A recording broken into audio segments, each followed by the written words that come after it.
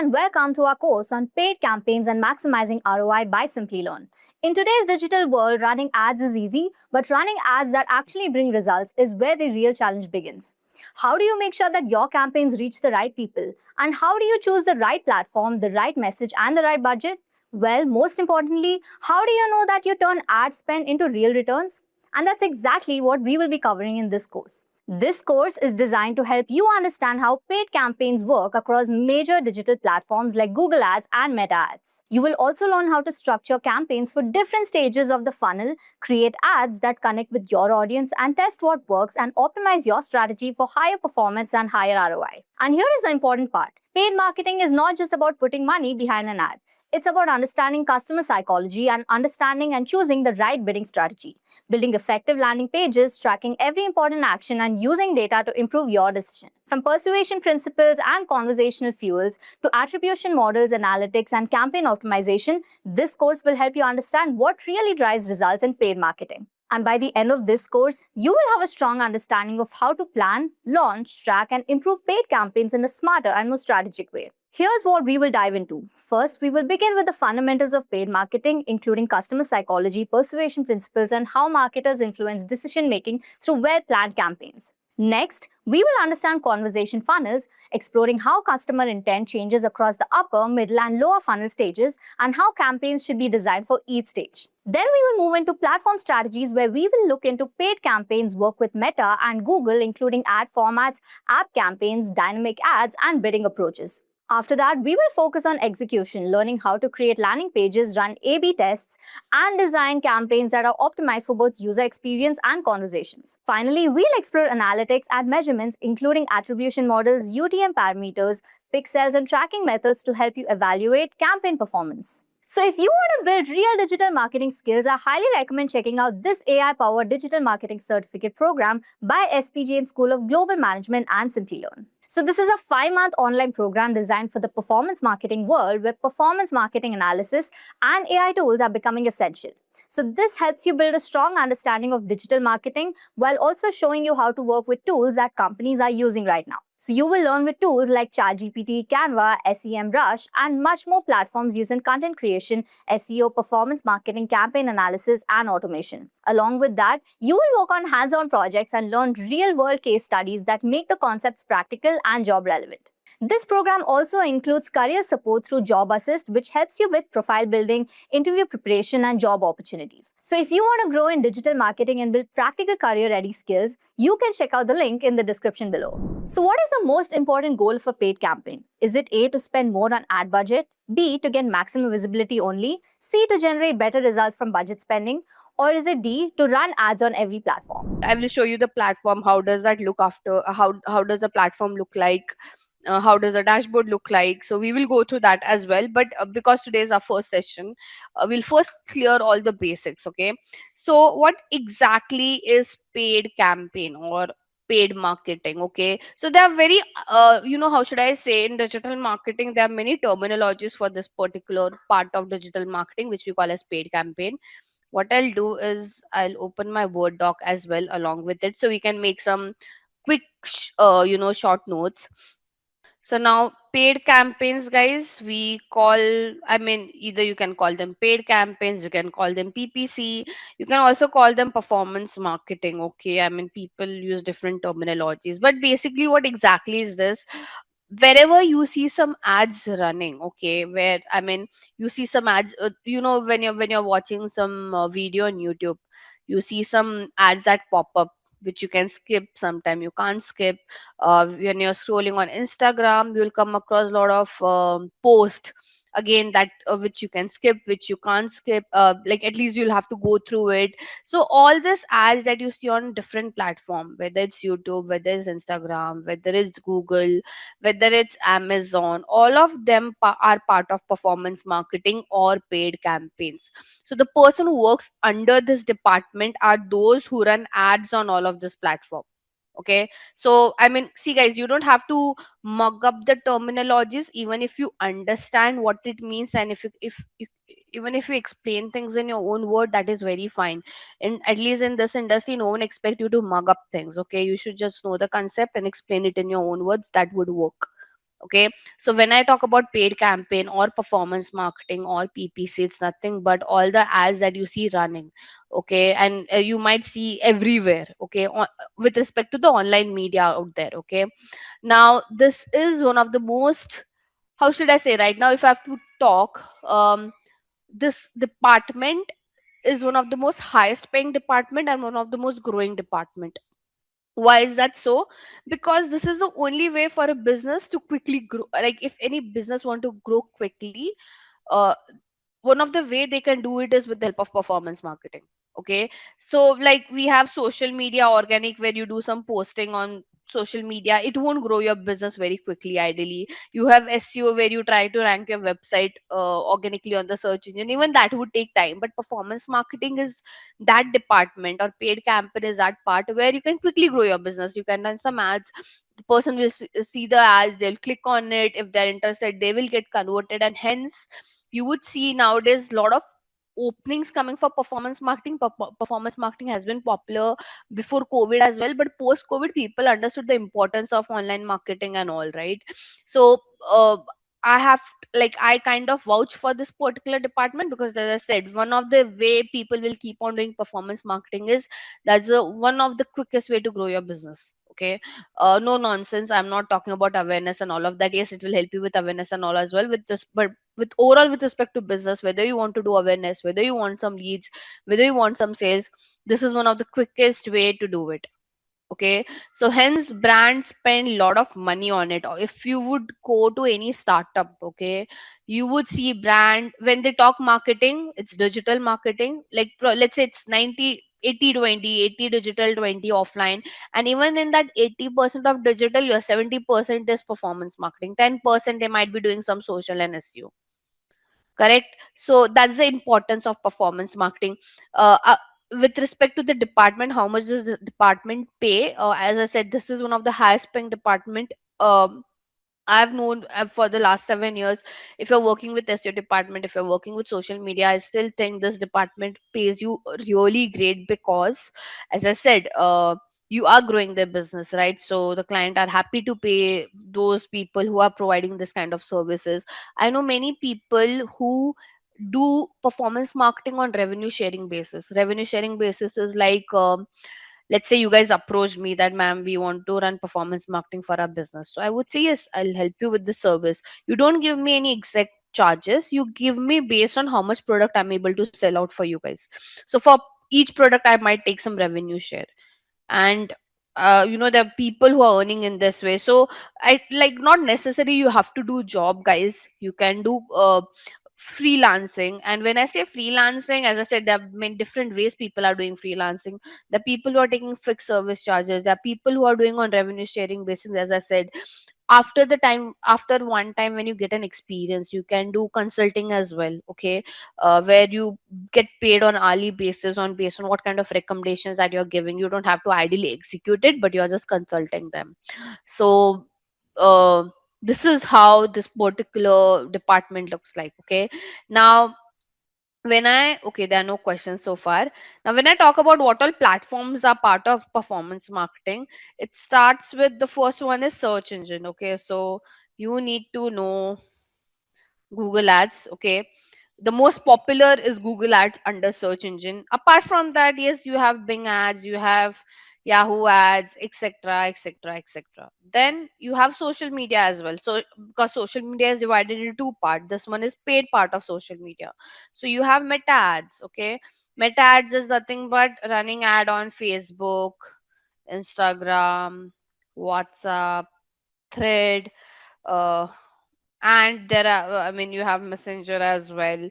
So that's part of your Meta Ads. Okay, apart from that, you can do LinkedIn ads, you have Snapchat ads, you have I mean, any social media that you could think of. Okay, Twitter, Snap, Pinterest, TikTok as well. Though in India, TikTok is banned, but if you reside outside India, TikTok is a very important platform while running ads. So you have Pinterest, TikTok, Snapchat, Meta, and etc. Okay. Apart from this, you have aggregators. So aggregators, as in, you have Amazon ads, you have Flipkart ads, etc. Okay, there's Myntra in India, so you have Myntra ads and etc. Okay, you have something called as programmatic advertising as well. Now, programmatic advertising is, sometimes people consider that under performance marketing. If you're working with a bigger brand, they have a different department altogether for performance marketing, but it is more up for premium brands, okay, to show ads on premium inventories. Okay, this is not for a small business. Okay, I'll talk about this in detail later on, but then there are platform for this as well. So, right. And again, it keeps on coming, guys. You can run ads on, let's say you can do nowadays affiliate marketing is also part of performance marketing. So, like, this would keep on extending. Okay, you can show ads on, let's say, all this UPI apps like your GPay, all the ads that you see showing up on UPI apps like GPay, Credit, Paytm, etc. Even they are part of performance marketing. Okay, so performance marketing is a very big domain. Like, trust me, I've been working in this industry for such a long time. Even I couldn't cover off. So Tanu, growth marketing, performance marketing.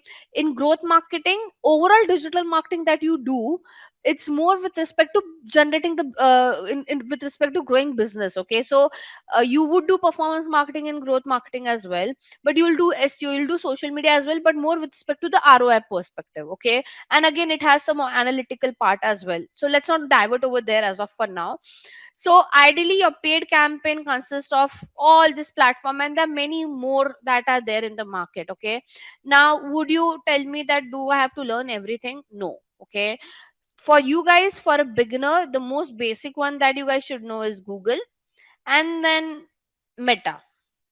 Okay, so ideally, if you know Google, it's very easy for you to learn other search engine. If you know Meta, it is very easy for you to learn other social media platform. Okay, so ideally, I mean, I've been in the industry for the while, but there's still some platform that I didn't got opportunity to explore. Like, I didn't worked on Myntra ads yet. Okay, and that's very okay, because again, platforms keep on coming. Now, by the way, you have Apple ads, you have Samsung ads as well. So this will keep on coming. Okay, but if your basics are clear, you can work on any platform.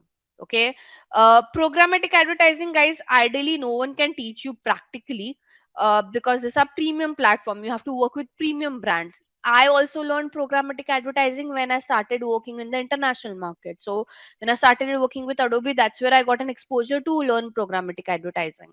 So again, this one is growing a lot, because how should I say, if anyone who is planning to, who want to create their um, career in digital marketing, I kind of vouch a lot for this particular segment, because there's a lot of demand, but there's less supply of it. Okay, a lot of demand, but why less supply? Because one, people are not aware. Two, as I said, it's, you can't learn it. Like, yes, you have YouTube where you might some get some content, but practically you can't learn it, because to get access to this platform, you have to work with premium brands, right? So how should I say, there's a lot of demand of this particular department, but I see less supply, less quality supply. Again, let to be more precise out there, right? So now you have a clear picture what exactly is paid campaigns. Now, paid campaigns are run on all this kind of platform.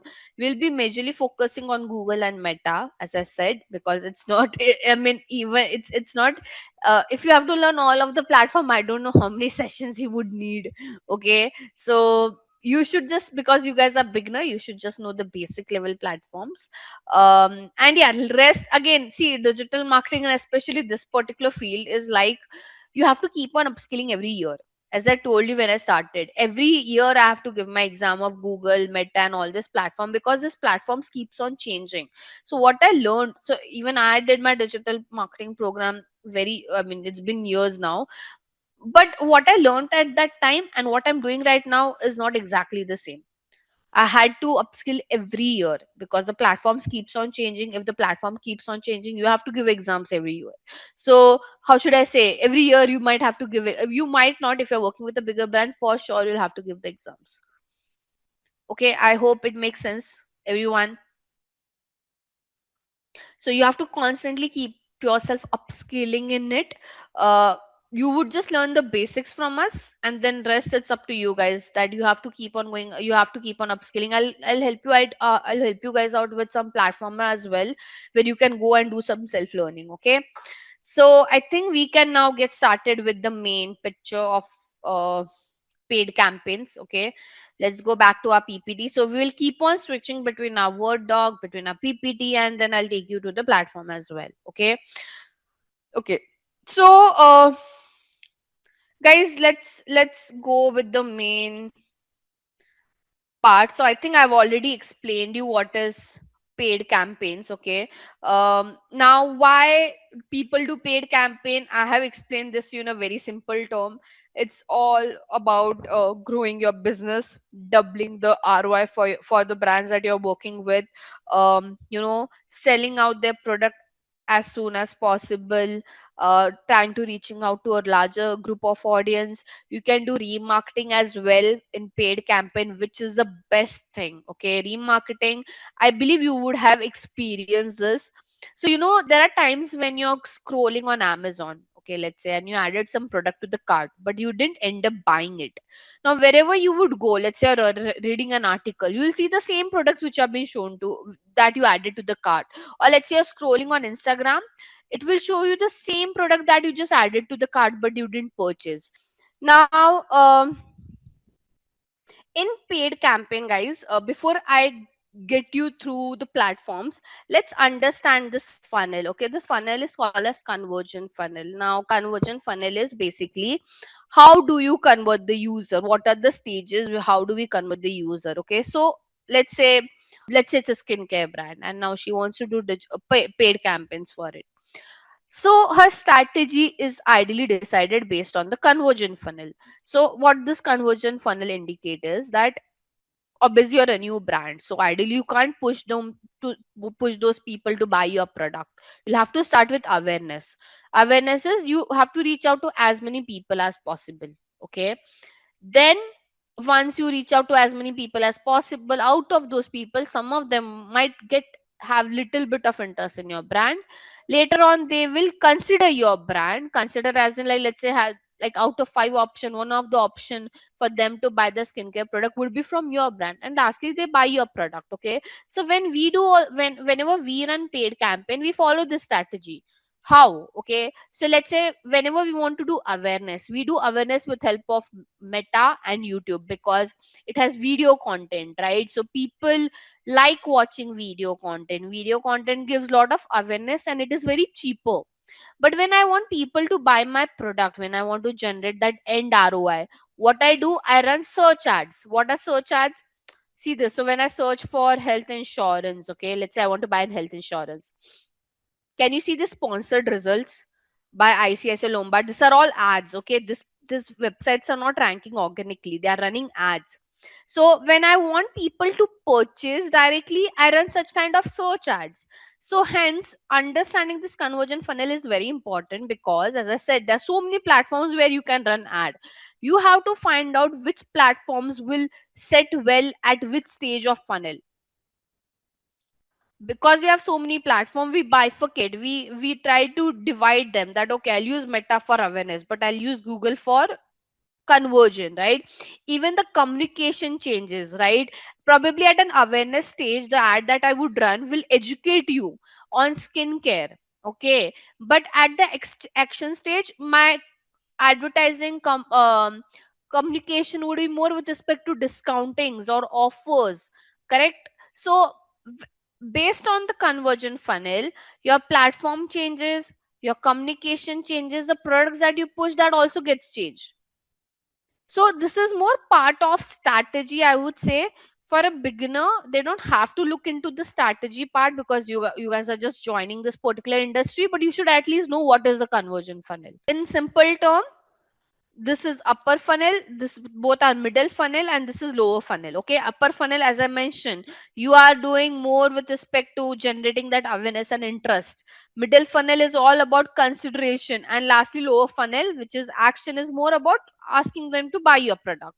Okay, now ideally, um there's one strategy, okay, that we follow. So uh, see, all of this we don't do theoretically. We use, as I said, because it's all about numbers, we use platform like Google Analytic and Adobe Analytic, where we track the user end to end. When I say when we track user end to end, you, let's say when you visit a home page of a brand, till your add to cart or till your payment gateway page, you do get tracked, and based on that we decide, okay, what kind of ads we need to show to you guys. So it's very personalized, guys. All the ads, most of the ads that you guys see are very personalized based on what actions you have taken. Okay, randomly no one would show ads to you guys. Okay, now let's start and understand the first platform, which is Google Ads. Okay, so I won't bore you guys further, but before I start with the platform, guys, we should understand some important metrics. Okay, important metrics is nothing but,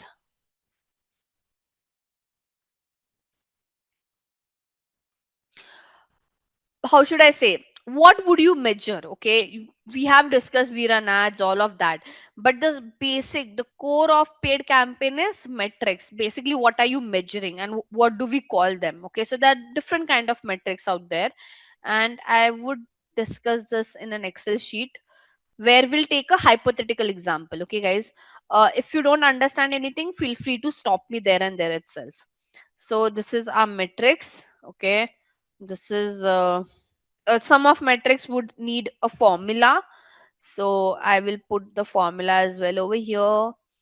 And yeah, we can get started, and here I'll write the conversion funnel, because as I said, the metrics also changes based on the conversion funnel. So let me just note down the metrics over here: impression, reach, frequency, clicks or link clicks, or landing page view, CPC, which we also call as cost per click or link click or landing page view. Then we have CTR, which we call as click through rate. Then we have engagement rate. We have cost per engagement. We have something called as amount spent.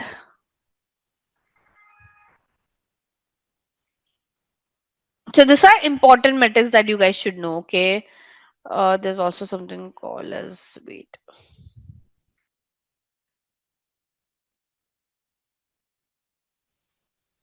views, cost per view, view through rate, which we also call as VTR, CPV. Then we have something called as conversion result. Hmm. Cost per conversion or cost per sale, sorry, result. And then we have conversion rate or result rate, or then we have revenue. We have AOV, which we call as average order value. Guys, I'm just noting it down for you guys first. Return on ad spend. Okay. So now this, I'll just write for each conversion funnel which one is considered. This one is for your awareness. The first thing is impression, guys. Okay, now what is impression? Impression is nothing but, I'll write an explanation over here. Okay, so number of time the users see the ad. Okay, number of times the ad has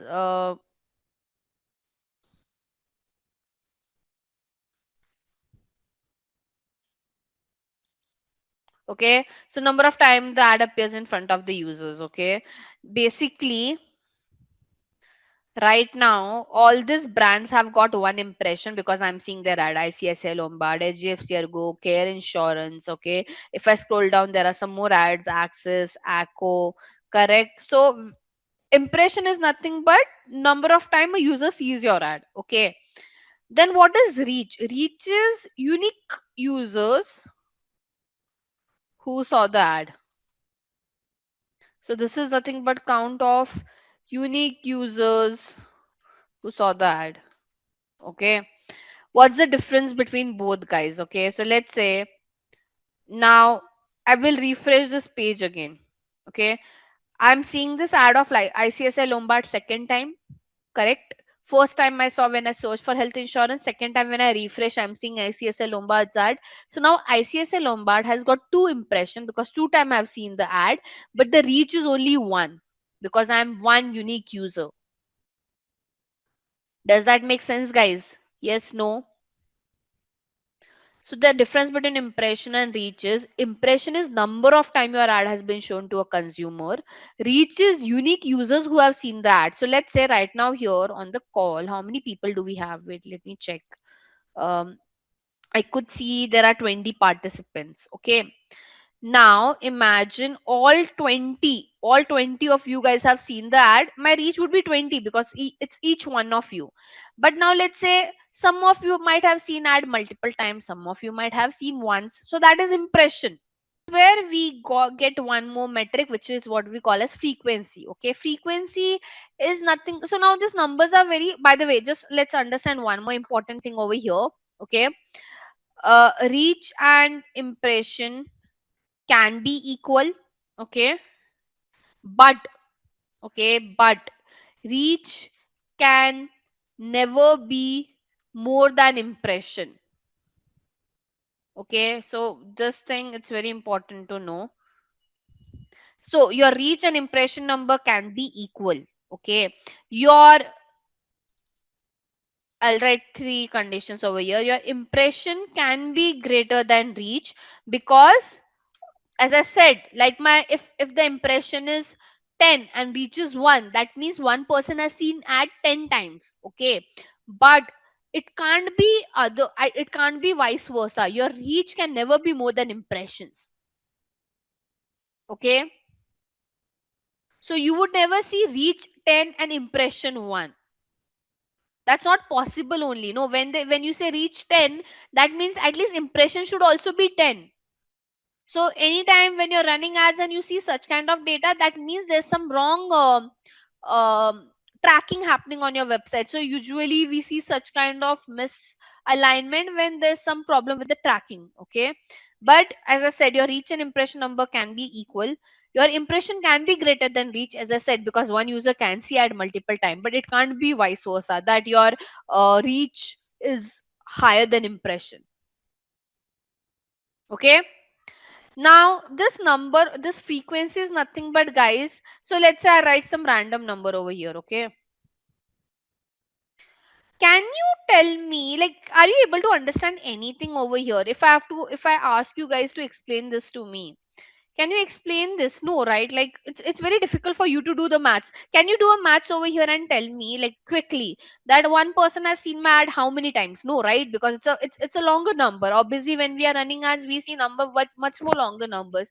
So it's very difficult for us to do that calculation on the spot. That, one user has seen my ad how many times. That's where we use this metric called as frequency. Okay. So with frequency, you can calculate each user has seen your ad how many times. Okay, I might increase this one more number because, so see this, as I keep adding number, I might add, let's say, 0. Can you see? So it's saying the frequency is 9.77. That means each user has seen my ad at least 10 times. Make sense, guys? So your impression divided by reach is nothing but your frequency. And for your information, guys, all the brands who are running ads on social media and any other platform, they set the frequency. They decide you should see ad how many times. Those, again, as I mentioned, randomly no brand would bombard ads to you guys because they are getting charged for it by the platform, right? So imagine all these brands who run paid campaign, they have to give money to the platform where they're showing the ads. They have to give money to people like me as well who run ads for them. So they're paying money twice. So now obviously they won't just blindly spend their money, right? So they set a frequency. They choose at the back end that a user should see my ad how many times. I hope I'm clear. A decent frequency is two to, like, 3 to 4 times a week. This is a decent frequency. Obviously you have to go aggressive. You have some sale coming up which will end in one day sale, end of season sale, whatever, Black Friday. That time will go more aggressive, and you might say, okay, in a day I want to show my ad 3 to 4 times. But for a normal day, showing ad 3 to 4 times a week is fine. So first I'll cover the awareness part. Now what is views? Okay, views is related to your YouTube. Okay, so this numbers, view, cost per view, view through rate, is for your YouTube. Okay, where you're watching that video. Okay, so basically number of time the user watched the video, it's called as views. Okay, cost per view is basically how much the brand has to pay for each view.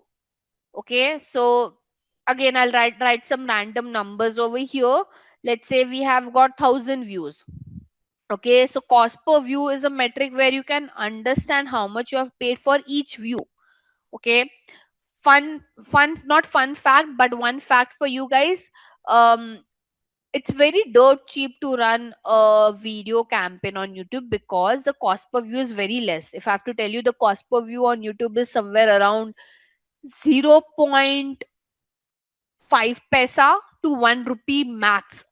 INR I'm talking about. Okay, obviously even if you run for other market, the value would be very low. Now I mean, it's easier to count, to find out cost per view and all. So I'll just write the formula over here. To find out your cost per view, you take your amount spent and divide it by total views. Okay, so let's say I'll write a random number. I'll write 10,000 over here. Let me give a currency sign to this. Okay, now how do you calculate cost per view? You take your amount spent divided by your views, that is your cost per view. Okay, don't consider this to be like, how should I say, these are some hypothetical numbers that I've just added for your calculation part. Okay, these are not real numbers. This is just like for the example, I'm just randomly putting some numbers over here. Okay, but that's how we calculate our cost per view. Okay, now guys, one more thing. uh, Cheaper the cost per view, better is your campaign performance. So obviously you will aim to get as much cheaper cost per view as possible, right? The cheaper the CPV, the better. Like like, how should I say, as much as your CPV is lesser, that is better for your campaign, right? Because in that same amount you'll get more views. So you should always aim to get a lower CPC. Instead of saying cheaper, let me just say lower. Okay, then you have something called as view through rate. Now what is view through rate? View through rate is to understand number of time my ad was shown to a consumer. Out of that, how many people have viewed that particular ad. Okay, now imagine I'm just showing again the same numbers to you guys. Let me just take something, a very different number. Okay, this one. Now we can see impression count, we can see view count.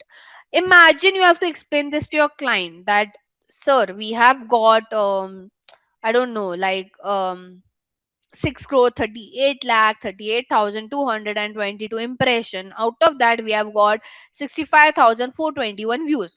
Can that person understand anything, like whether it's a good number or a bad number? No, right? So hence we calculate with the help of this formula of view through rate.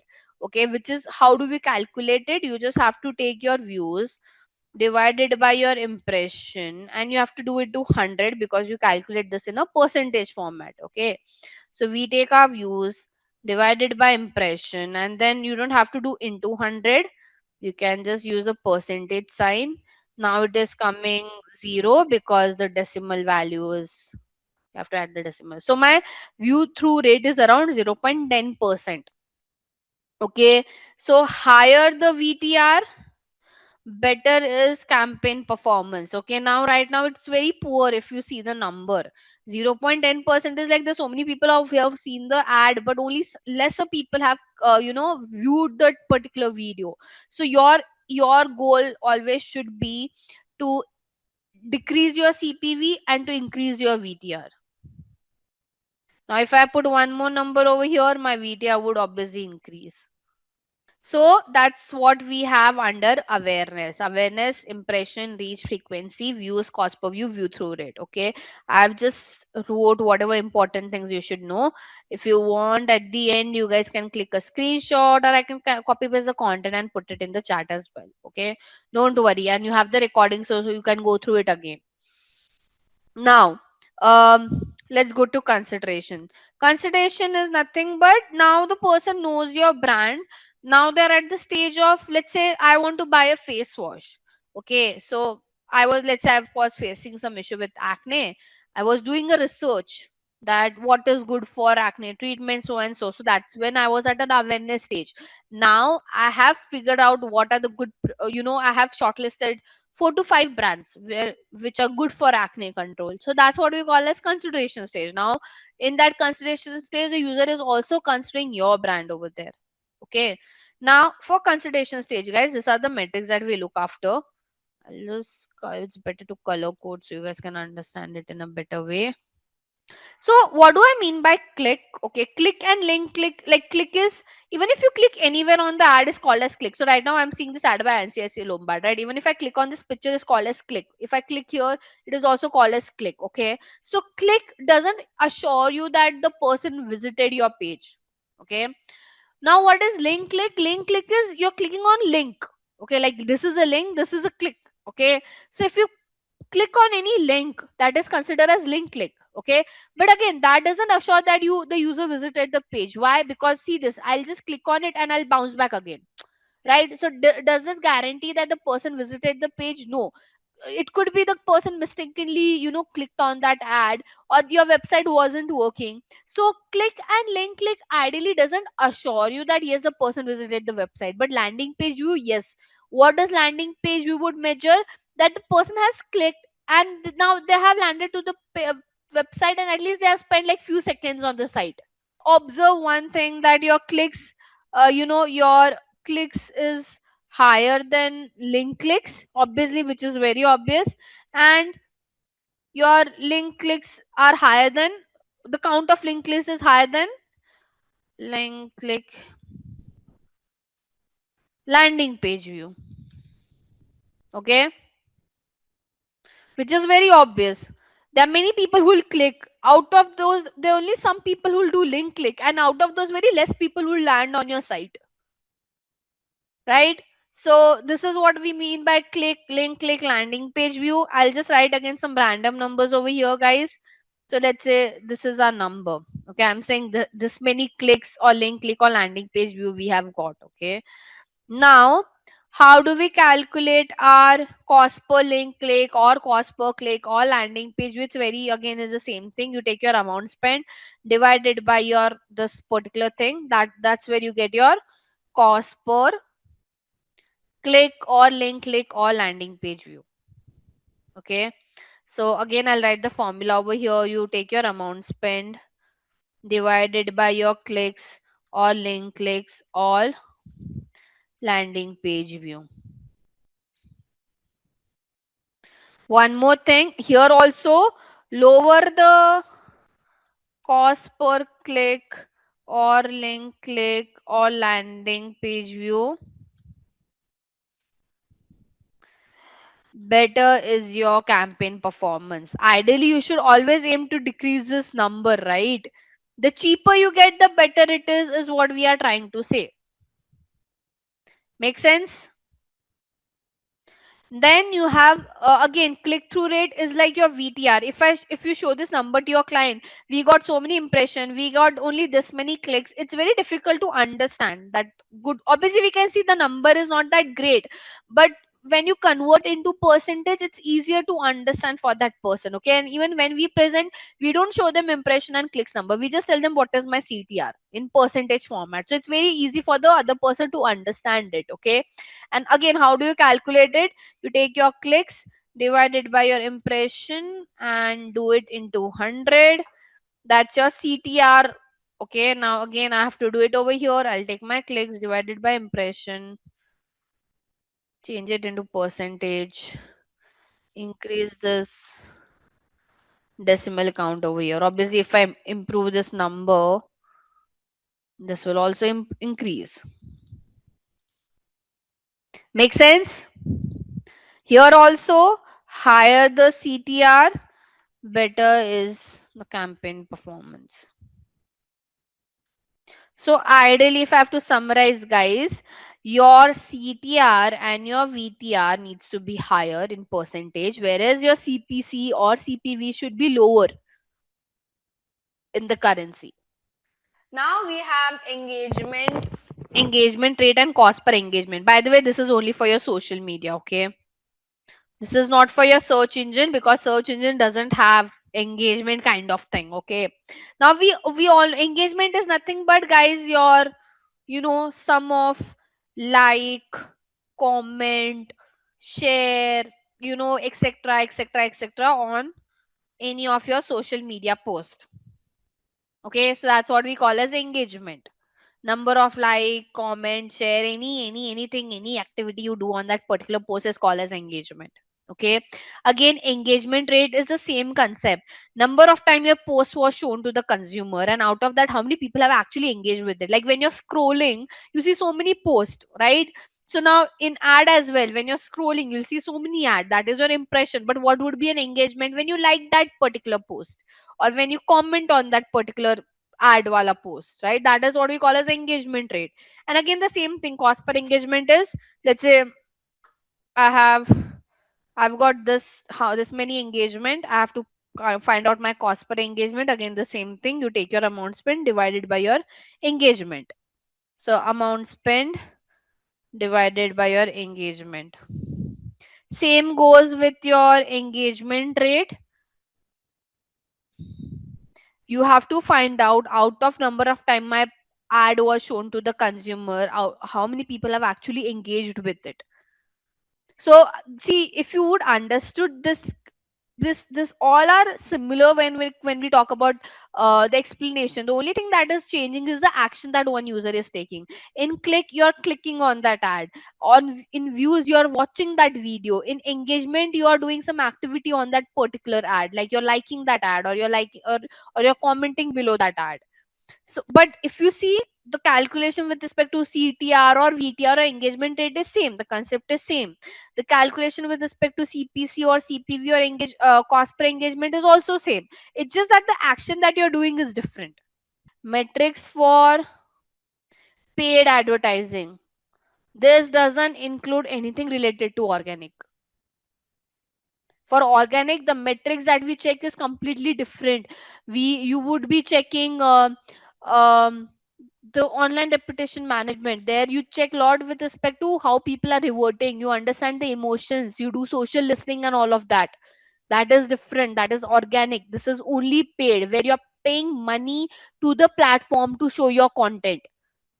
Now let's go towards the last part. Now this was all awareness consideration, but if I have to talk, most of the brand, at least for Indian market, the reason they do paid advertising is for this, to get that end result. Okay, to get that business like, they, I mean, there are many brands who are very frugal and they don't understand awareness and all. They don't care about how many people have seen my content, how many people have engaged. They would just ask you one thing: how did it this impacted my business, how did my business grew by doing this.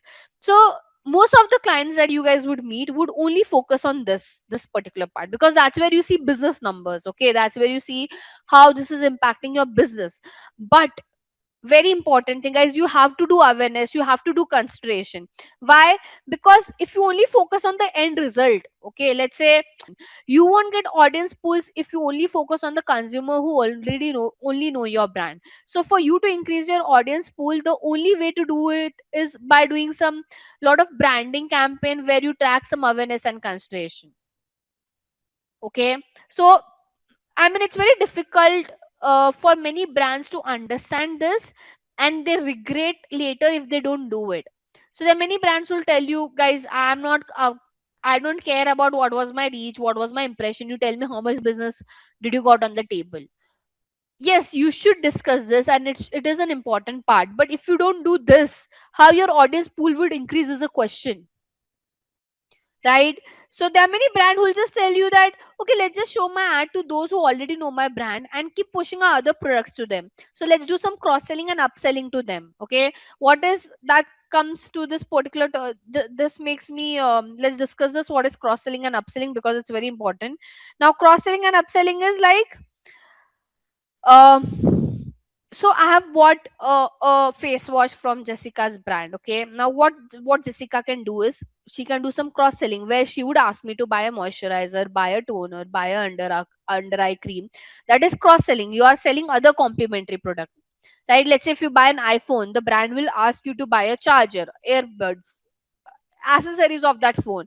That is cross selling. Upselling is you are selling a more premium version of the existing product. Let's say if you buy an iPhone 16, the brand would ask you or push you to buy iPhone 17 Pro Max or whatever it is. Okay, so there are many brands who will just tell you, let's just show ad to those who already know our business, because it's very easy for us to convert them and ask them to do, let's do some cross selling and upselling and grow our business, grow our revenue. Yes, that would work. But then how your business would in actual grow? No, it won't grow if you're not increasing your audience pool. And to increase your audience pool, you have to do awareness campaign, you have to do consideration campaign. Now, so for the brands who do lead generation and who want to do their app installation, they watch out for this metrics. Okay, uh, by the way, what all brands fall under lead generation?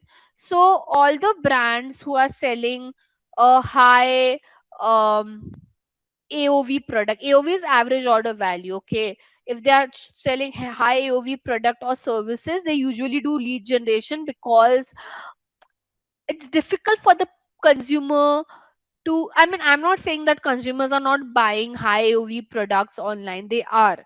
But when I say high AOV, I mean like real estate, or like automobile, or your insurance, or education. For all these brands, they do lead generation. When we say real estate brand is doing digital marketing, they do lead generation through it, right? Because would you go online and buy a flat, guys? No, right? Like, let's say a brand show you an ad that buy a flat online, and they ask you to do a 1 crore payment. Would you do that? No, right? If a brand, or if an automobile brand is running an ad, and they'll tell you, okay, do the payment right now and buy a car, would you do that? No, right? Let's say for an MBA program, it will just tell you, okay, go to the site, buy a 2 years program. Would you do that? No. So all these brands, they do lead generation with the help of paid advertising. When I say lead generation, they'll take you to the website, they'll ask you to, if you're interested, you have to share your details with them, and obviously they'll have the sales rep who'll call you, who'll talk to you for a very long period, who'll take a lot of follow up, and then if you're interested, you'll get converted.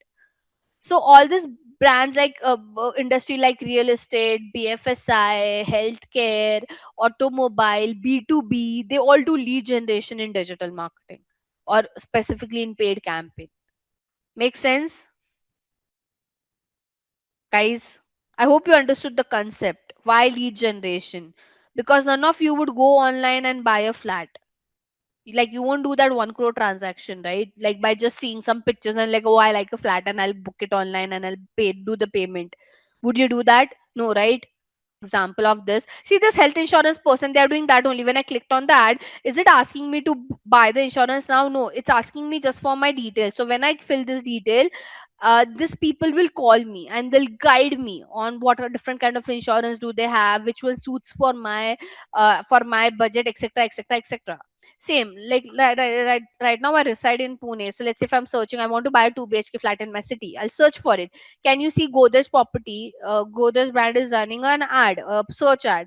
If I click on it, it will ask me, can you see inquire now? And here I have to give my details. They will call me.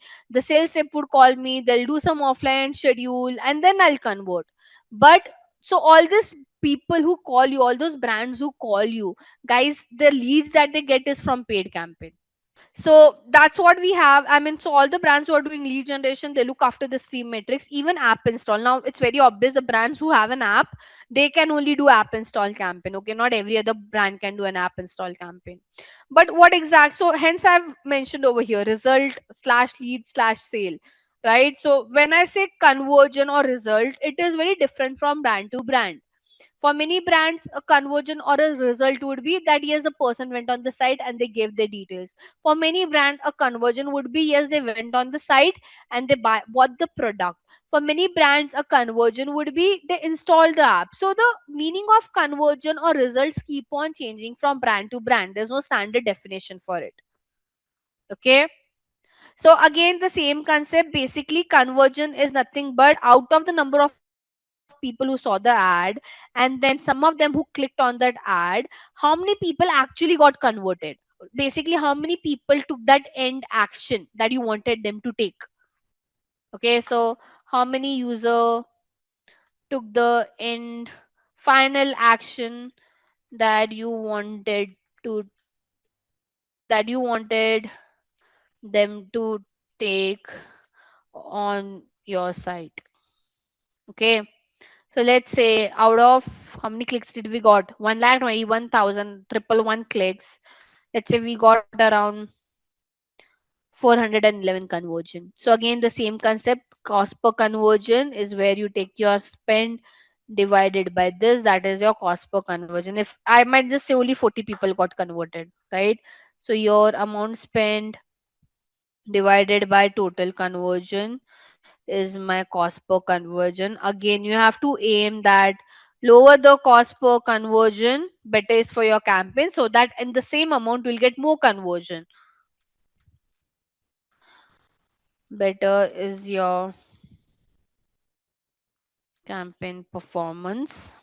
Okay, then same conversion rate. It's for this is now to understand out of the number of people who clicked on my ad and landed to the my site, how many percentage of people ideally got converted. Okay, so again, how do you calculate this? You take your conversion divided by your clicks now, and then you have to do into 100. So I won't do into 100.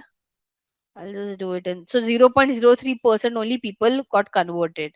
So you take your conversion divided by your total clicks and then do into 100. Again, higher the conversion rate, better is your campaign performance.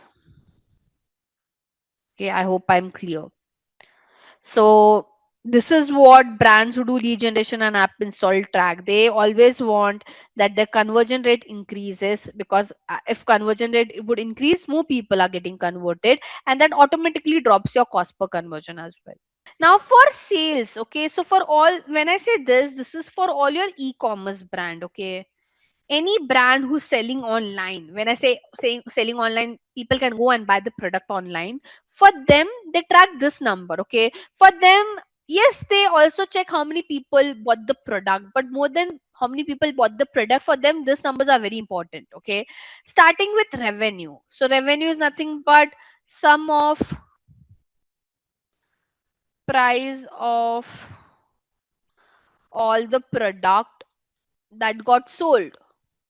Okay, basically, let's say you have imagine you have got 40 conversion. Okay, imagine, let's consider this for Jessica only. Okay, Jessica has got 40 she has got 40 purchase on her site. Okay, now imagine she's just selling face wash online. Okay, and each her face price of her face wash is around 500. Okay, so her average order value is 500. Let's say that's the average price. So what would be her revenue? Revenue would be very simple.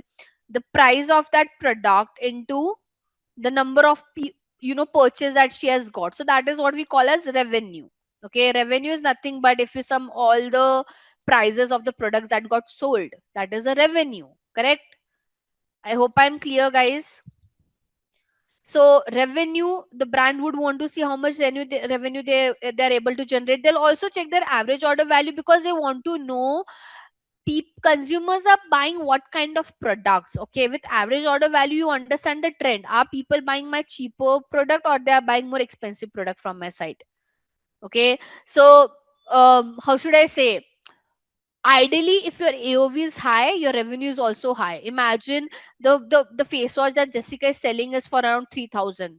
Okay, so obviously her revenue would also increase automatically, right? Let's say on an average the starting price on her website is for 3000, whether it's a face wash, whether it's any product, any skincare product. So don't won't that automatically impact her revenue as well? Let's say instead of 500 I make it 3000. See, the revenue automatically got jumped. Correct? So the brand would want to see how much revenue they're able to generate. The brand would also want to see the average order value. That gives you an understanding that people are buying what sort of product. Are they buying cheaper product, mid-range product, high-range product? So accordingly you can do some cross-selling, upselling to them. Let's say you find out some consumer who are buying very premium products from you guys, so you will only push them some other premium products that you guys have, right? So basically this is to more understand the user pattern on your site. Okay, like this is happening. If you might have heard this, right? At least the people who are residing in India, they are like all the quick commerce that have emerged in India, like Zepto, Blinkit and all.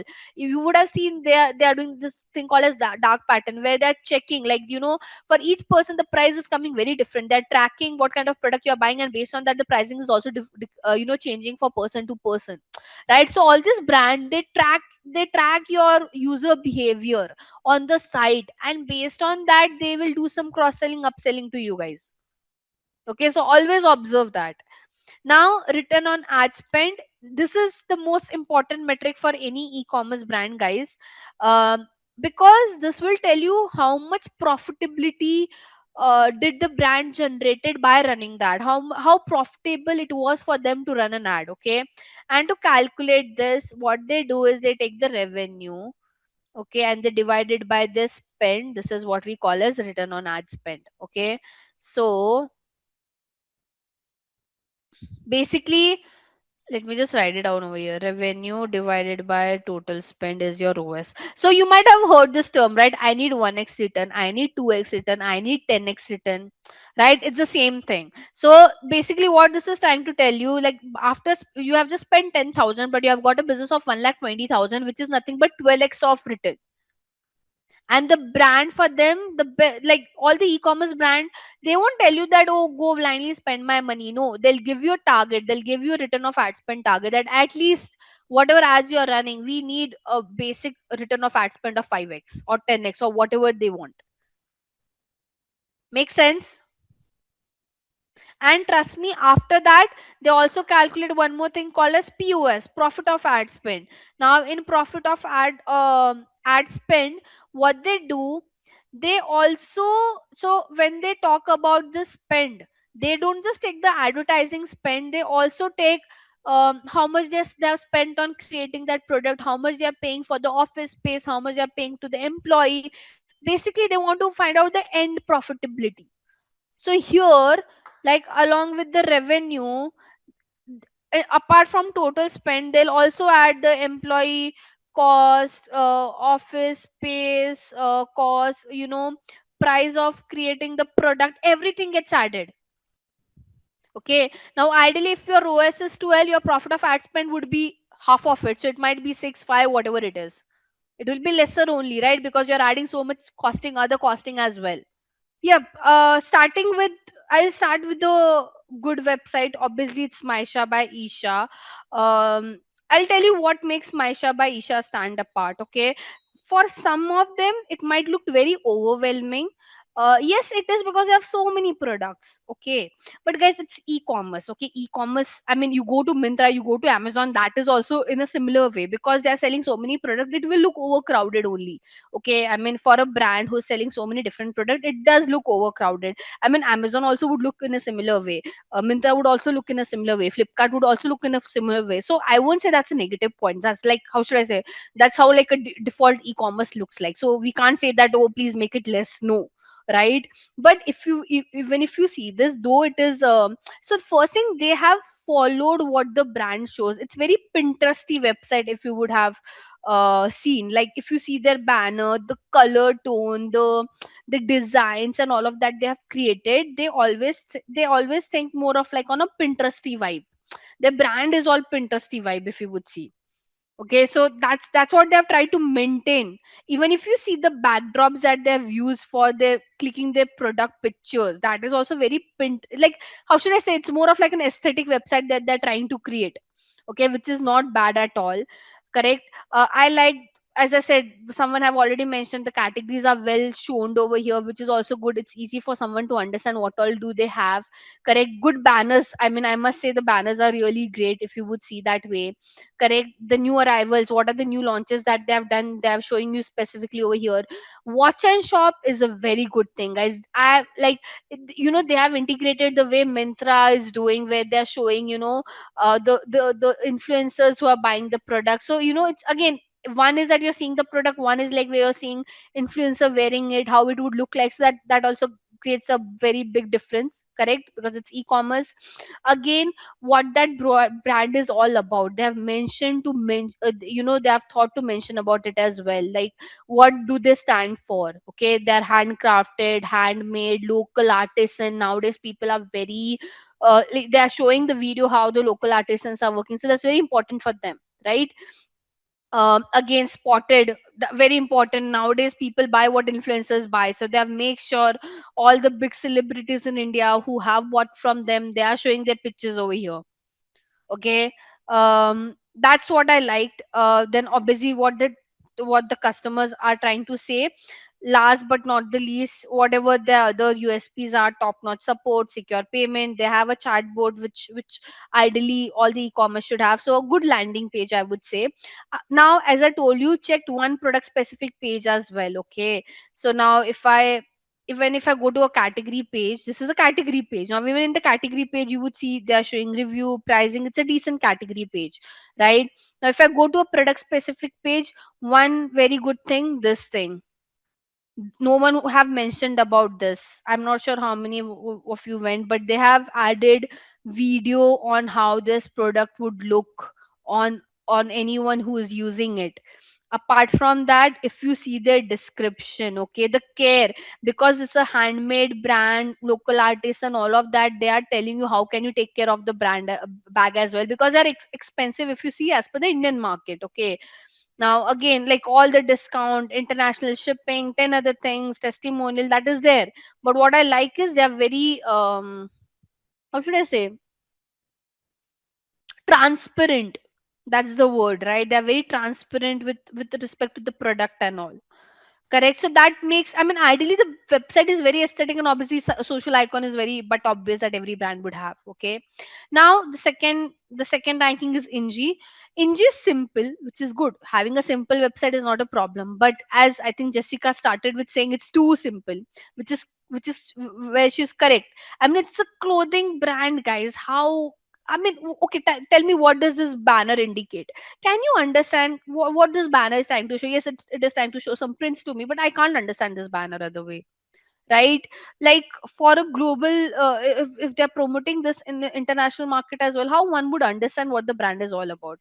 Secondly, I mean, I can't imagine now. Yes, they have used some mannequin, but still, I mean, you're a clothing brand person.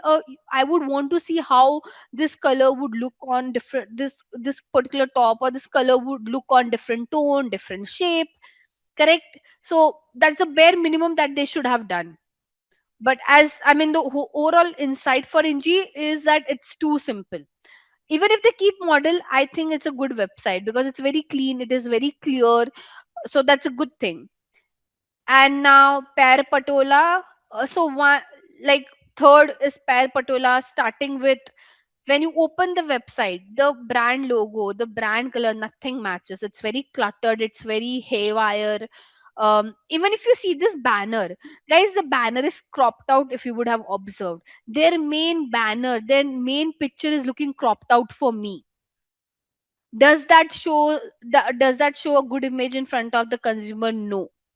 Like, how this can be cropped out? How? Why the CTA is in this some different angle? This is your main banner. This picture would decide if the user want to scroll or not. And when I see this, I don't want to scroll further.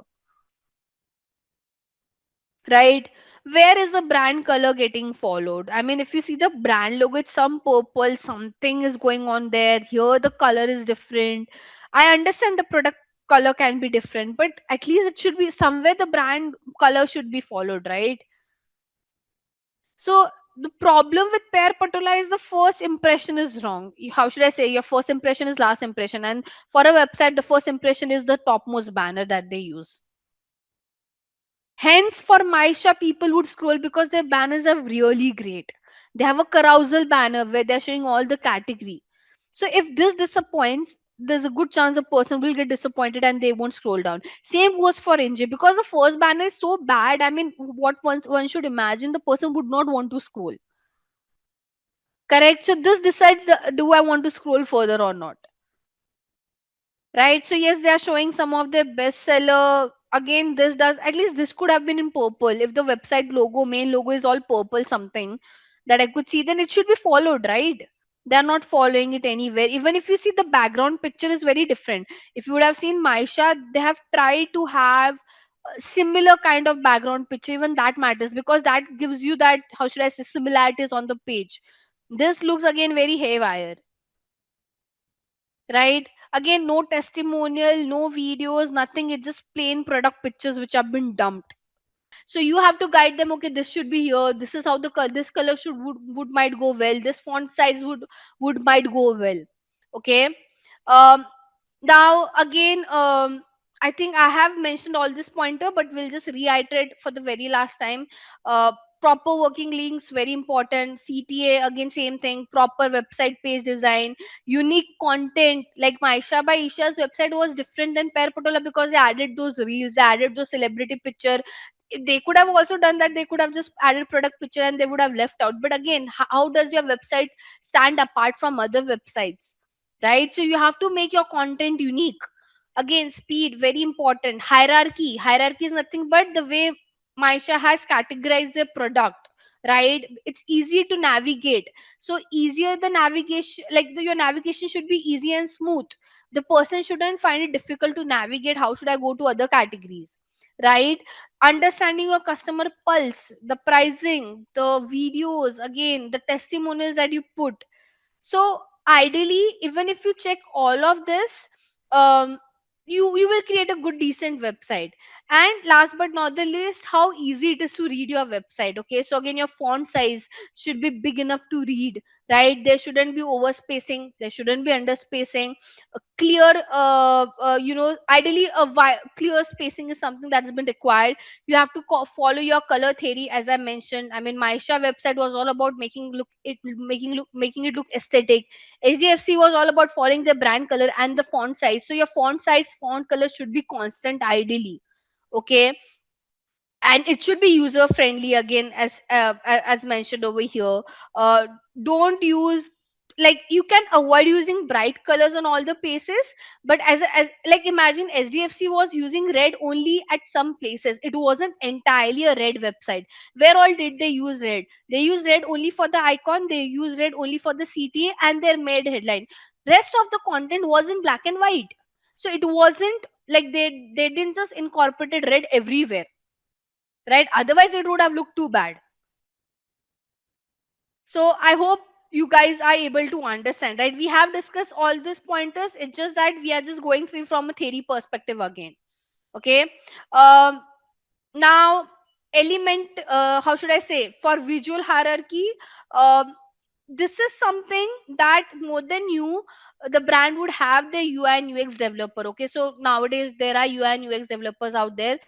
they usually look after all this, what are the color and contrast they should use, because they would have better aesthetic idea, to be very honest, how the layout should be, text size, where the media should go, ideally symmetry. So bigger brands, they have the UI and UX people out there who look after all of this. But again, if you're working with some smaller brand, you should have a basic idea. Like, again, this is more of with respect to your instinct, and also you should have some practical idea, that for example, you can't use as I said, like HDFC, imagine they would have put everything in red, it would have looked very bad. Hence they put a combination of red, black and white, right? Again, layout, it can't be in left side or right side, it's somewhere there things should, which should be in middle. So you have to understand the layout and the placement, where you should put your picture, right? So all of these are basics of website that ideally your developer should know. I'm not saying your developer shouldn't know this, but as I said, you might work with some small brand and they wouldn't know about it.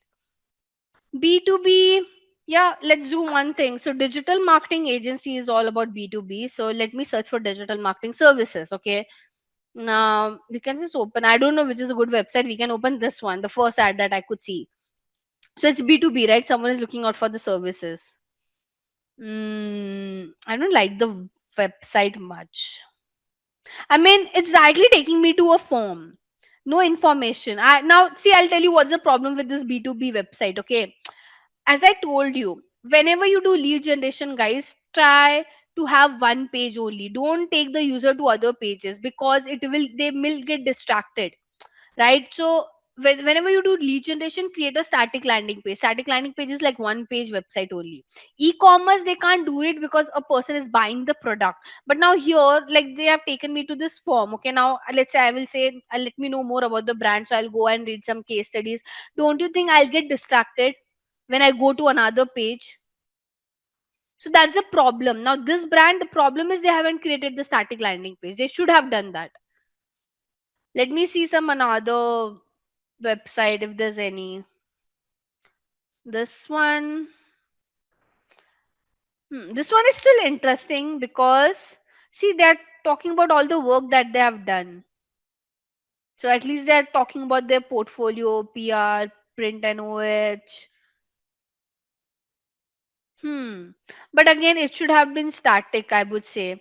Because for lead generation, you get, see, now it's very overwhelming. The problem is when you take a person to such kind of website where a person can go to other pages as well, it gets very overwhelming. People get distracted. So, ideally, even for a B2B lead generation, because B2B also do lead generation, this page is good. I'm not saying the page is not good.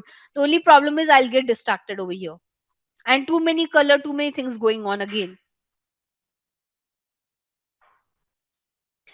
I like one brand. I'll show you which brand do I like. If they're running any ad right now. They're not running an ad. This is their main basic page, but I like this brand a lot when it comes to their website for B2B. It's very, so now see this one, okay? They are showing who they are partner with, what kind of e-commerce brand, okay?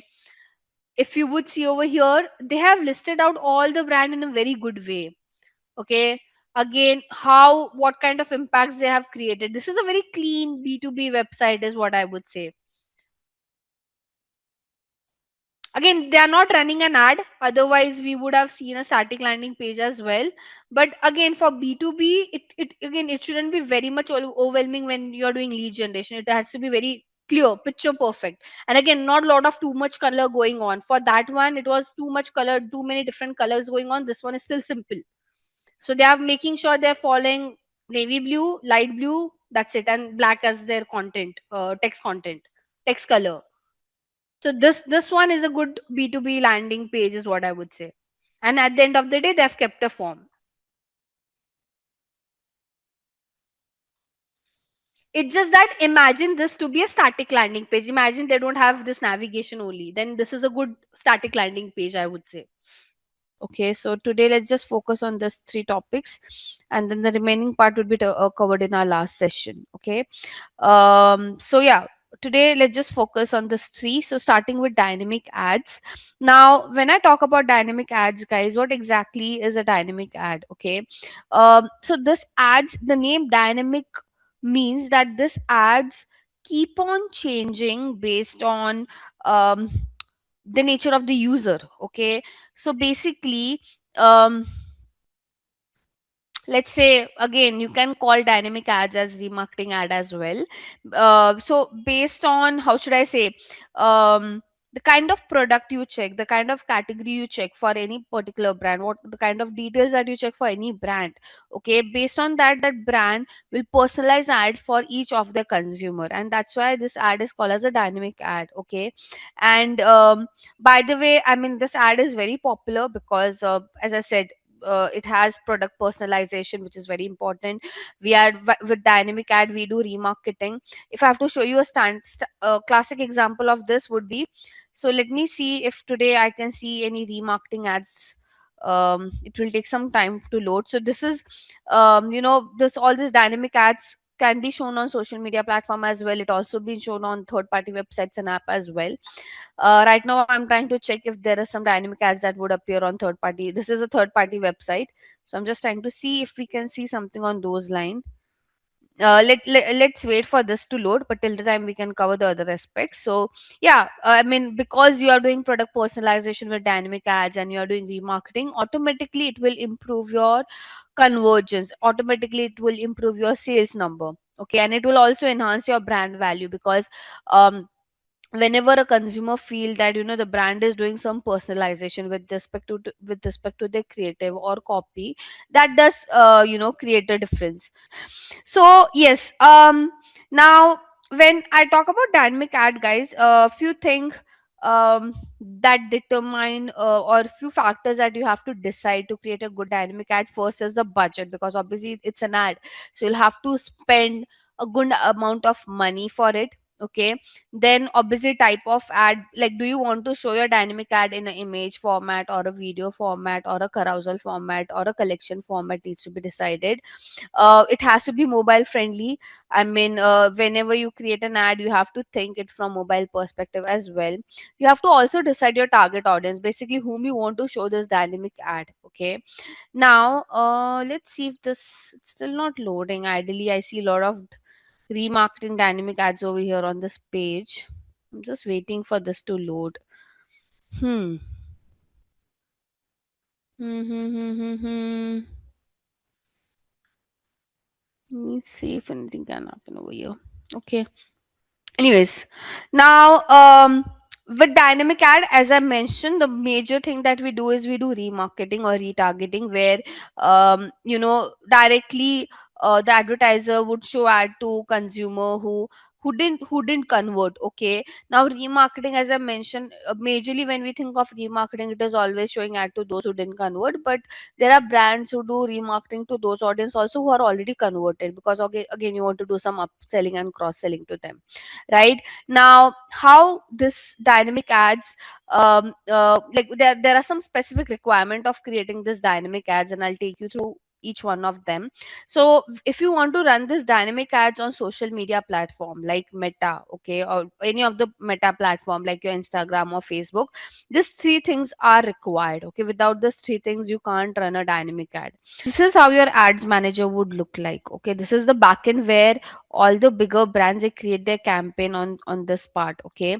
So by the way, in future, whenever you want to access ads manager, what you can do is you can just log into your Facebook account. Okay. You all would have a Facebook account, and in your Facebook account, towards this opposite side, I mean towards this corner, you would see this ads manager section, and this is where you can access the backend. Now this backend is nothing but, this is where all the big brands create their campaign. Right. So this is where we create the ads, and that's how you see those ads on when you're scrolling on Instagram. Okay.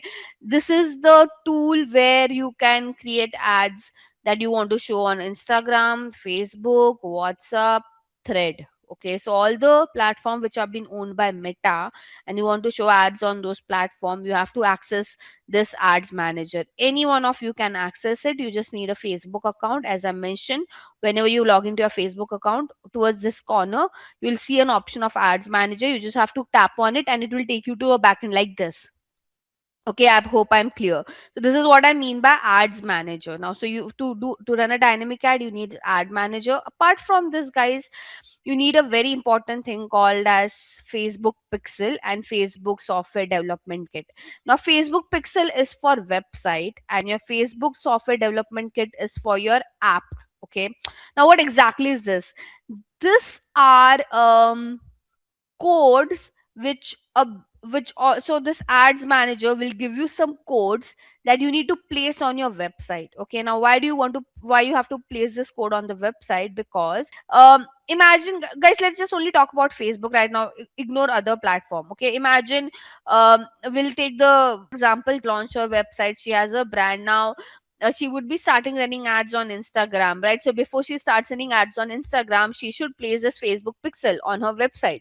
How she would do this? Okay, okay, this is your ads manager. You have to go to your events manager, okay, and that's where you get your Facebook pixel code. Okay, so the job of Jessica would be to go over here, get the code, and give it to the developer who created her website. Okay, so here she would say website. There's some glitch right now, guys. Yeah, so guys, you as you go to the event manager, it takes you to a page like this. Okay, and here, let me. So you will go to data set. Okay, and here it will give you an instruction that set up metapixel. Okay, so here you have to say see instruction, and can you see this copy base code? Okay, so you have to copy this. You have to copy this code. So Jessica will have to copy this code and put it into a notepad, because she has to send it across to the developer. Okay, and she has to paste it over here. This is what the metapixel code looks like. Okay, so this is your first code. Now, while Jessica would give this code to the developer, Jessica also have to give them the instruction of where this code needs to be placed. Otherwise, how would the developer would understand? So just below the code, they have given you the instruction as well. Okay, so ideally the code that I've copied right now, okay, this code is called as, either you can call this as a base code or page view code. Okay, this is what we call, this is the name of this particular code. Okay, and here they have given you an instruction, if you could read. So it says paste the metapixel code between the head start and head end. Now I'm not sure how many of you know the coding language, but at the back end of the coding there's something called as head start and head end, and you have to put the code between this head start and head end. Okay, and it needs to be added on all your website pages. Okay, because you want to track the entire user journey, right? So it's not that you'll just put it on one page. Every page of your website should have this code. This is just like one code. Okay, this is just like your base code or a page view code which goes on each and every website, every page of your website. But to track specific action that the user does on your website, let's say if the person is adding product to the cart, or they are doing checkout, or they are doing they're landing to the payment gateway page, there are separate codes for that. Okay, and where do we find that? So for at least for Meta, right now I'm just focusing on Meta, so I'm not talking about other platform. What you should do is, on Google you have something called as I'll give you this link, you guys can bookmark for your future help. So you have to go to this article which gives you standard event codes. Okay, standard event codes are nothing but if you want to track specific action that the user does on your site. Okay, I'll give the link over here in the chat, so you guys can please bookmark this for your future reference. Okay, now how the standard event code would work, can you see there's a table? So there's website action and there's the name of the code. They have given you the code link. Okay, so let's say if I want to track add to cart, this is the code I have to give to the developer. If I want to track add to which, this is how I have to give the code to the developer. But I can't give one line to the developer and ask them to place it. No, this is not how we do it. Okay, so just below this table, they have given you the instruction on how to give this particular code. Okay, for example, Jessica want to track how many people would do add to cart. Okay, how many people from the ad are going to the website and doing add to cart? So what Jessica will have to do, Jessica will have to copy this code. Okay, and on her main code, this is her main code, just below this line of page view, she has to say enter and she has to put this line, and this makes her code. Now this code is not her page view code, but this is her add to cart code. So below this table they have given you the instructions. See this particular part, can you see? So whatever things you want to track on your site, you just have to do one thing. You have to come to the site, refer to this table. Let's say now Jessica want to track how many people have bought the product. So she will copy this line, and instead of add to cart, she would put this across. Now here one thing she'll have to change is the currency. Like if she's doing some this website is made for India location, she'll have to keep it INR. If this is for US, she'll have to write USD. So currency is something that she'll have to tweak. I mean, you can't just blindly trust anyone, right? Like someone would just tell you, yeah, yeah, we have placed the code. You can start running your campaign. This is not how things would work. So she'll have to cross check if the codes are placed or not. Now, how Jessica would cross check, because she doesn't know anything about the website's backend, right? I mean, let's say she has no idea about how the website was created. So if she doesn't have idea of website creation, she can't even do cross checking by going towards the backend of the coding, right? So in that case, Jessica will have to install this Chrome extension called as Meta Pixel Helper. Okay, so this is a Chrome extension that she'll have to install. Here she has to say add to Chrome, add extension. Okay, so it's added over here. I'll just, it's already pinned, so no need to pin it. Yeah, let me just pin this. Now, how this Chrome extension would work? Okay, we can take any random website and we can check if that website has metapixel code or not. Okay, so I'll go to, let's say I'll take one brand name which is called as Mintra. I'll go to their website to see if their website has meta codes or not. Okay, can you see? So with this Chrome extension, we could see yes, they have meta code added on their site. And by the way, they have two different code because this ID is different. So basically, every meta ads manager would have a different pixel ID. Okay, this ID is would be different for every ads manager. For example, see this number is different. This number is different. The code that I have fetched out for it, the pixel ID is also different. So where's my pixel ID? This one. My ending is 583. Okay, for them the ending is what? 159865. So let me just give you an idea how it works for e-commerce. Okay, so as I told you, this code, the first code that we got from the platform, the page view code, if you remember, I told you it needs to be there on each and every page of your website. So what she can do, she can randomly go to 5 pages and she can go and check if the page view code is there or not. Okay, so yeah, we can see the page view code is there. I'll again randomly go to any other page to see if the page view code is showing up or not. So it's there, right? Makes sense. So randomly she can check like this. Now apart from page view code, as I told you, let's say Jessica has also given add to cart code. Jessica has also given view content code. Basically view content code is given to put to fetch data of what are some specific product pages a user have visited, right? So now she will have to check if the view content code is firing or not. So clearly she can see, right, view content code is also showing up. This green tick mark indicate the codes are placed properly. If you see this in red, that means there's some problem with the code.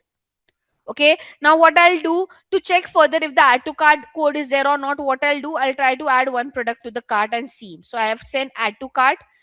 Can you see there's an add to cart code that got fired over here with all the detail of the product? So the price of the product, everything got fetched out over here. Can you see this? Similarly, when I'll try to do further process, like I want to now buy this product, I have to check if the code is firing for the payment page or not, if the code is firing at the checkout page or not, did the code fired at the thank you page or not. So this is a use case of this Chrome extension. It will help you to see once the developer plays the code, is it getting firing, if is the code getting fired properly or not, and if the tracking is happening properly or not. Let's go to the next part, and then there's something called as product catalog. Now product catalog is okay, basically again on your ads manager, guys. So this is my ads manager. There is something called as commerce manager. Okay, so we can't, like I told you, right, you will see only those products as an ad, basically those products which you guys have checked on. Let me see if it's still appearing or not. I mean, I'm not sure what's wrong with this website today. Usually it does show the content. I mean, it's still not loaded yet today, sadly. Anyways, coming back to my point, I'll keep this page the way it is for some time again. uh so try to understand, guys, that whatever products that you guys see when you're scrolling on Instagram, most of those products, as an ad that have been shown to you guys, are the products that you just checked recently. Okay, now those details are not fetched from your website, but those details are fetched from your commerce manager. Okay, Google have something called as merchant center. On Meta we have something called as commerce manager, and there, that's where what brand do. I'll just show you what usually brand tend to do with it. So this is the, sorry, commerce manager, and they create a catalog. Okay, so I've created some lot of dummy catalogs over here. I can create one for you guys as well if you would want. mm, so I'll create a new catalog to show you this. Okay, so here you can just say add an account, right? So you can say create a catalog, and you can mention what you are promoting. So if you're promoting some online product, you can choose that. If you're promoting some local product, you can choose that. Even for travel, property and auto, we can create a catalog.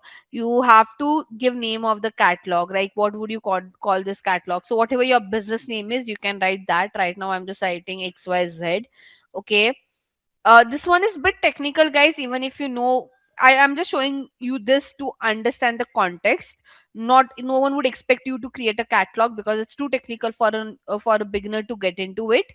And then here, ideally what we do, we manually, either we can manually, so whatever products that we are selling on our website, all the product detail needs to be there on the catalog as well.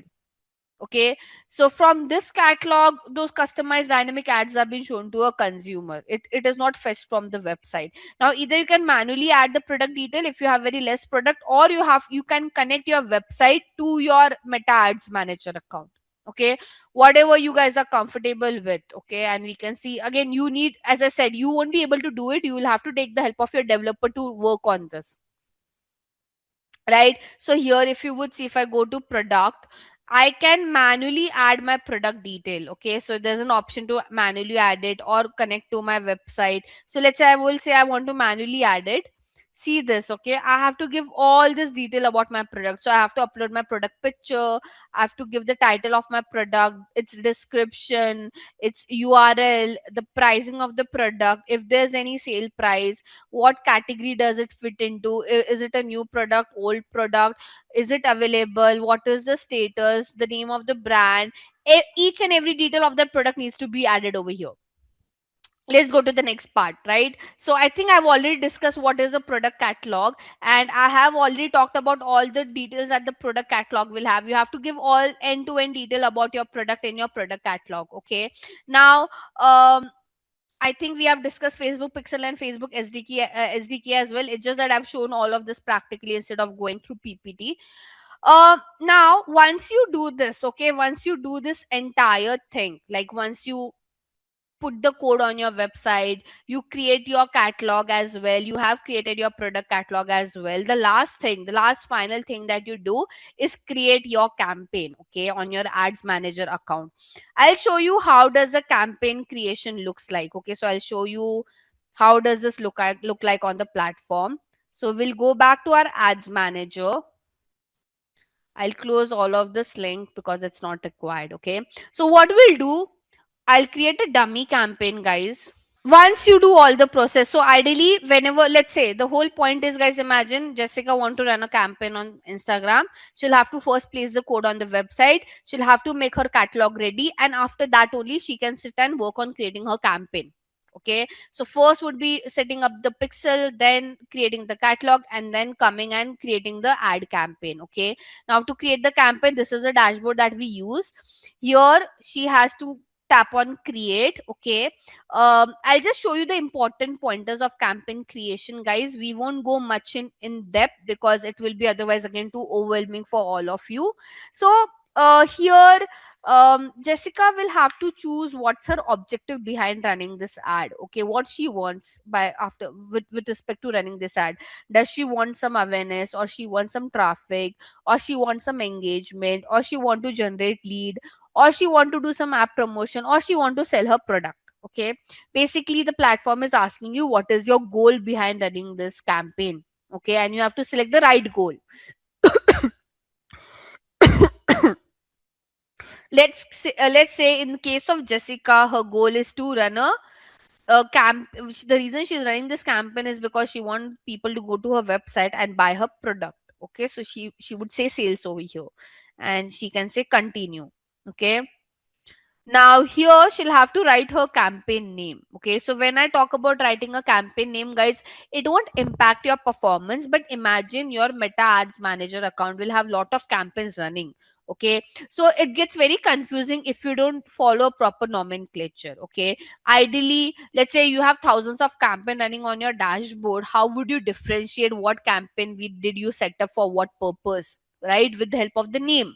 So hence you can create your own naming convention, which is not a problem, but just give a very descriptive name. So in future, if you want to see the performance, you can, with the name only, you can identify what was the reason behind setting up the campaign.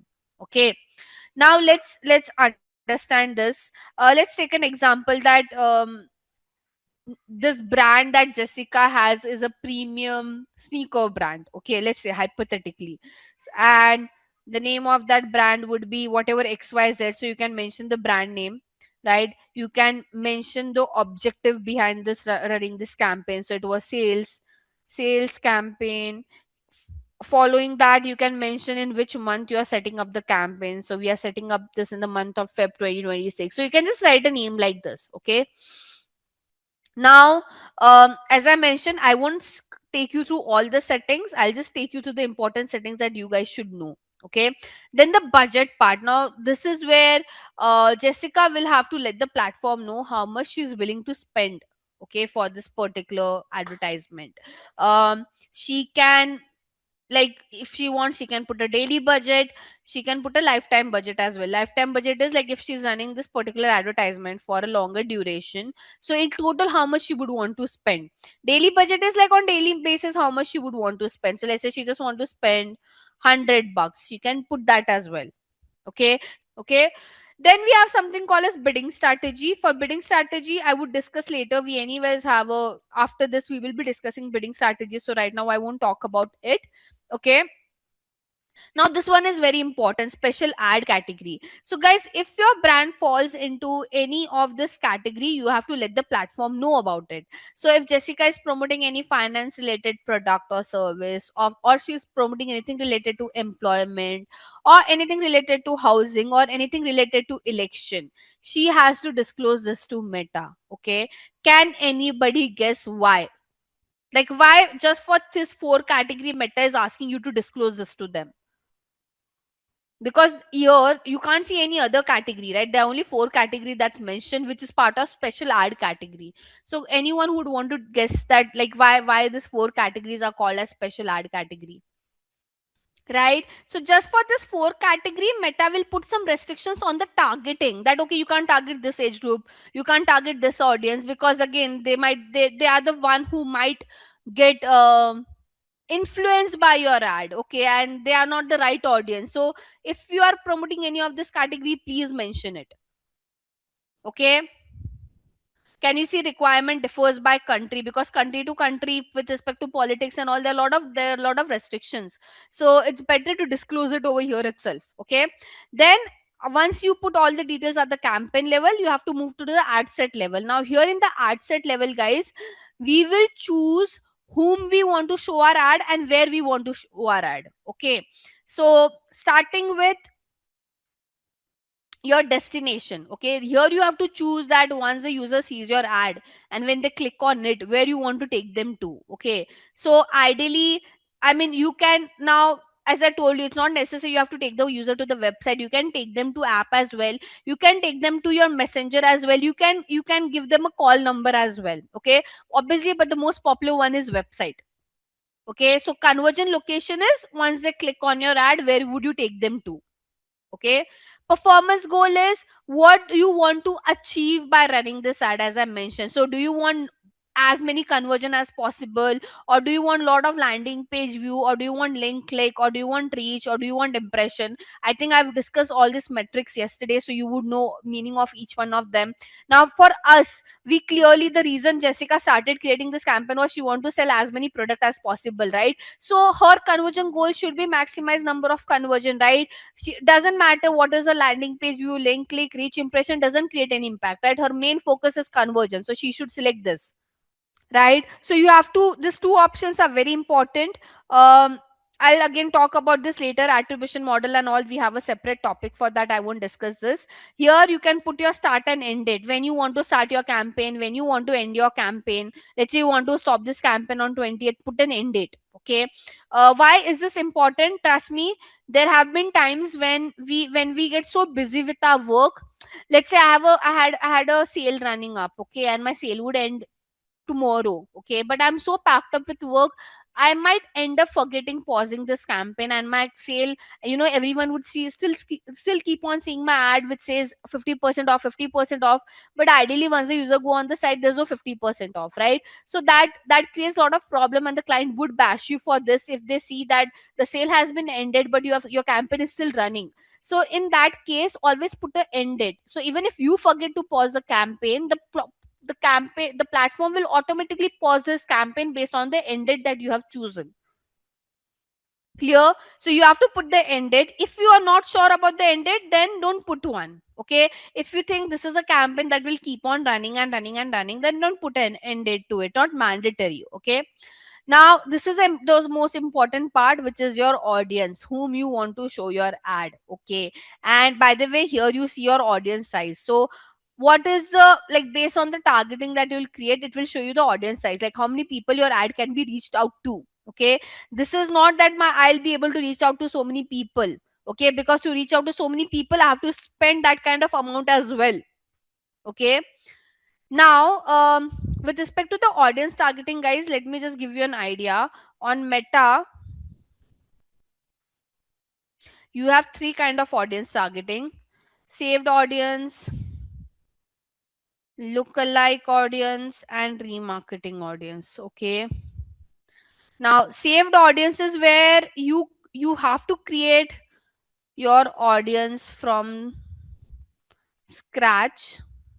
So you have to create your audience starting with adding all their age, gender, interest, behavior, um, location. So you're creating an audience from scratch, is what I'm trying to say.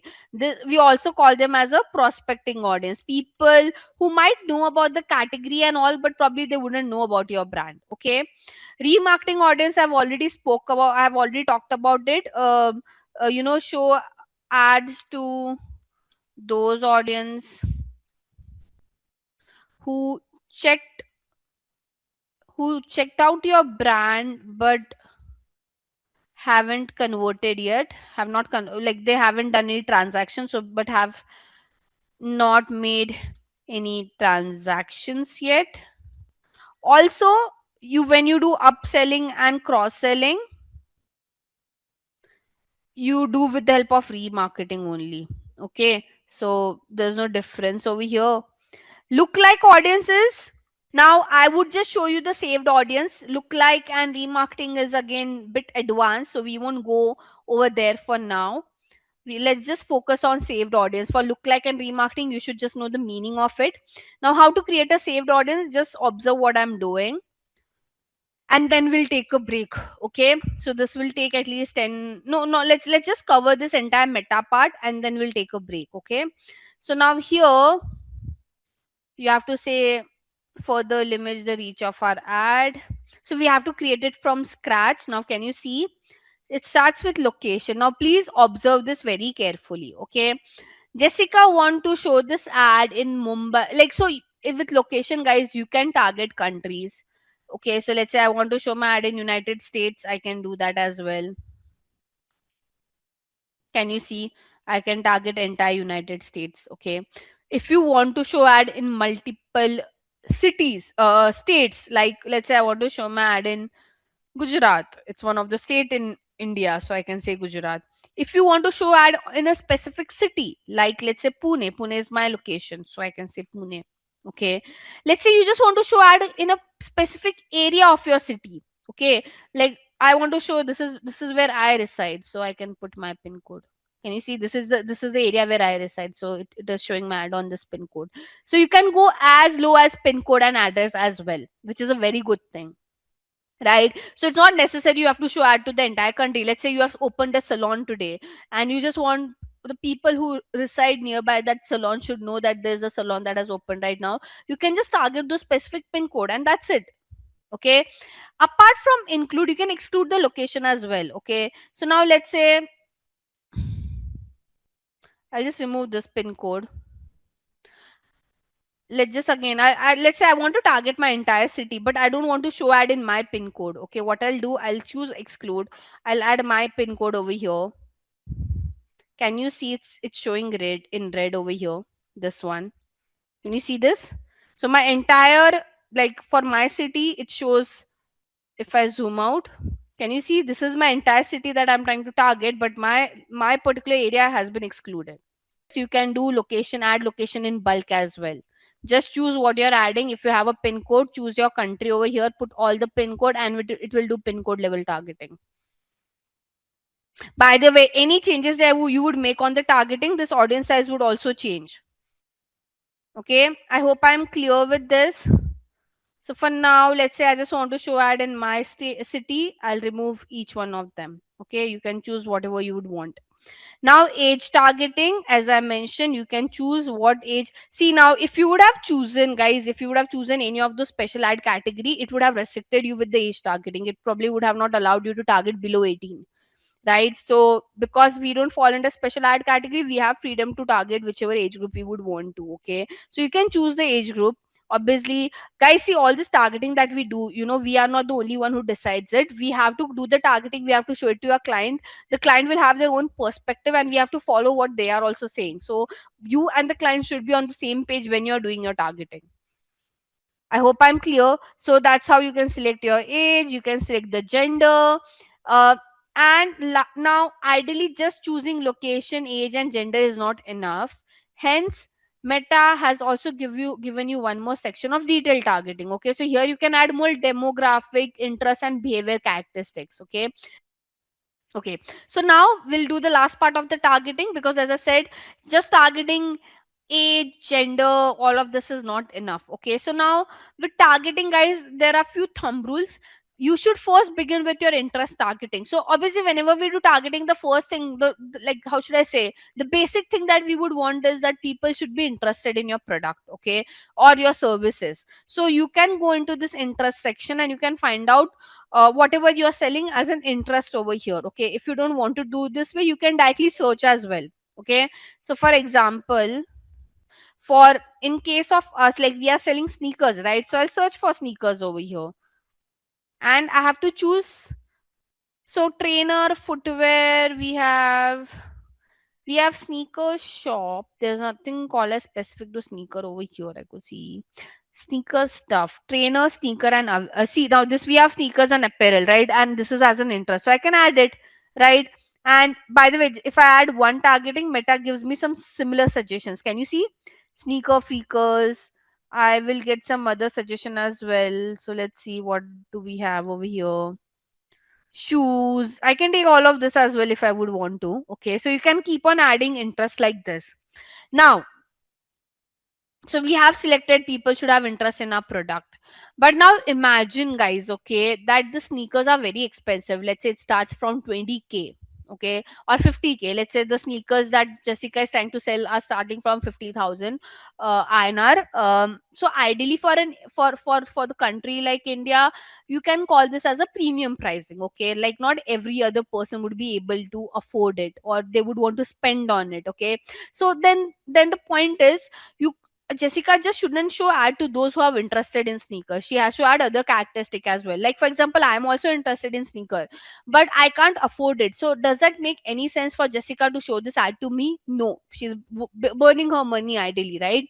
So what Jessica can do? Jessica can use this option of define further. Basically, what she's trying to say that yes, people should have interest, but now I'll add more characteristics, and that should also match. So when both the characteristics would match, then only the user should see my ad. Okay, if you could see, it says and much also match. What it is trying to say, this characteristics should match, and I'll add more characteristics that should also match. So you are creating some combination, you are creating some and filters to it. Okay, now what she can do to reach out to a premium audience, there are some ways you can reach out to a premium audience. Now guys, I won't say 100% of this audience would be premium, because people don't keep their profile updated, so not sure if they have the same status or same liking or same behavior train.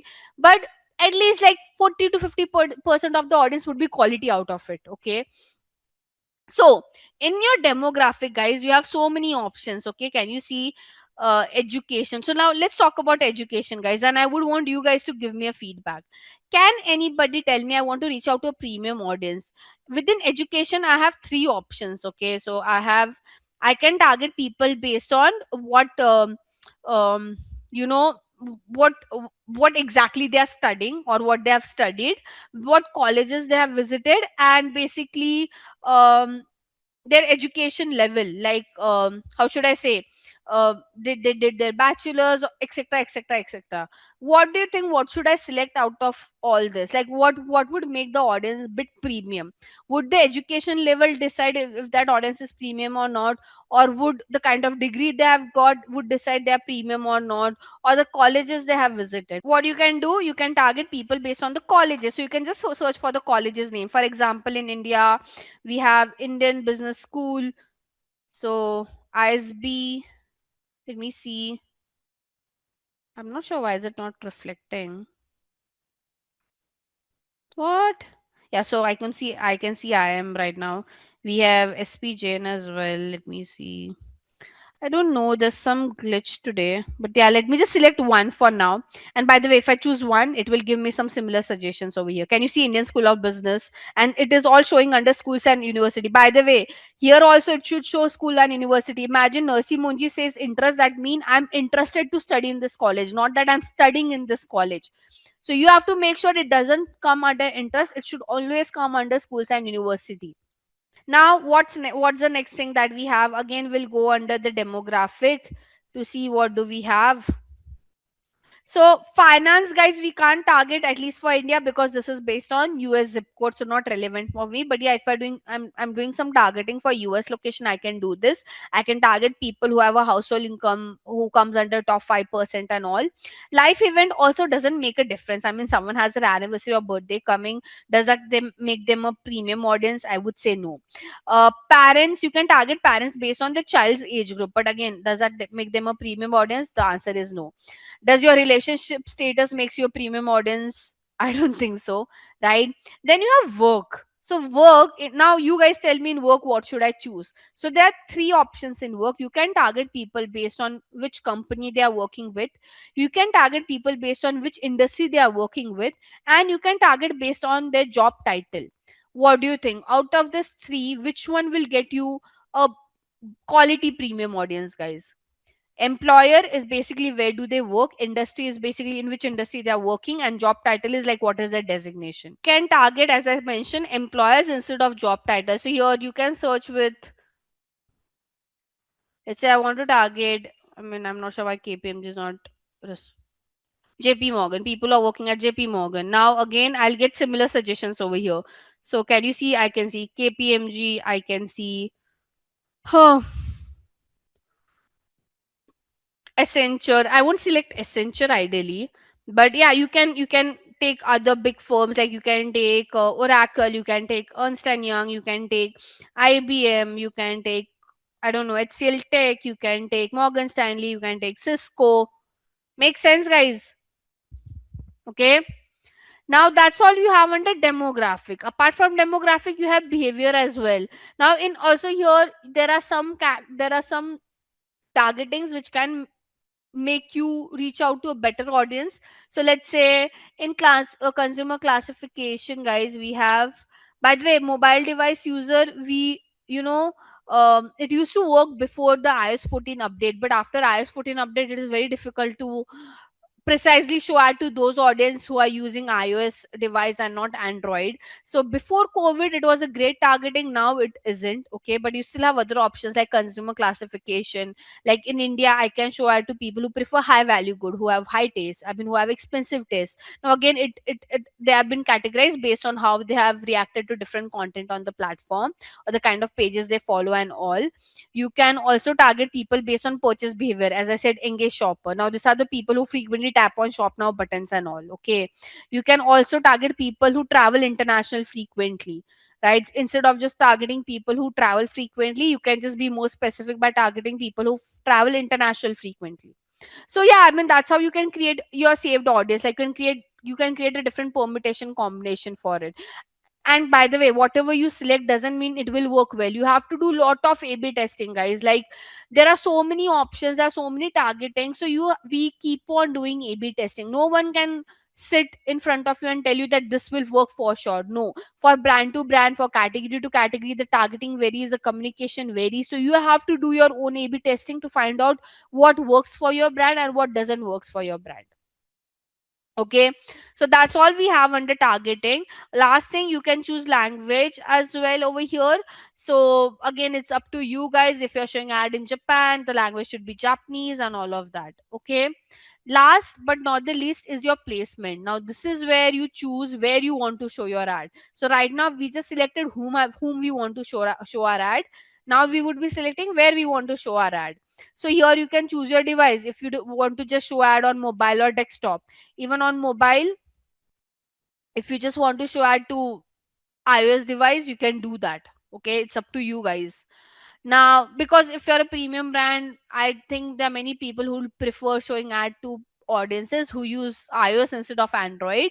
I'm not saying Android people are not rich, but you can do an A/B test and find out by for yourself. Okay.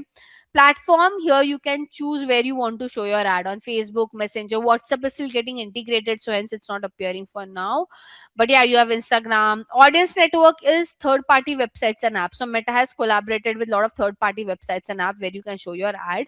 There are many brands who are a bit scared to show their ad on audience network because Meta doesn't disclose that on which websites and app your ad would be shown. So imagine if your ad has been shown on some wrong website, it would impact your brand image. Hence, I mean, for the brands that I work with, they usually ask me to turn off audience network. Okay. Now here in placement, you can choose also, like now you have chosen platform. Let's say I just want to show ad on Instagram. So in placement, you will choose where you want to show your ad on Instagram. Like what section of Instagram? Like do you want to just show ad on feed, or you want to show ad on stories and reels? Where exactly you would want to show your ad?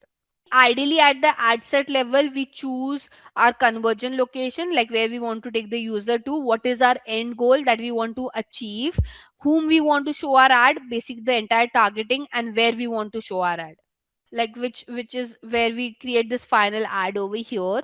But what we can do, we can take a break now, and we can get back at 9, and then we can start at 9 again. I'll give you a 13-minute break.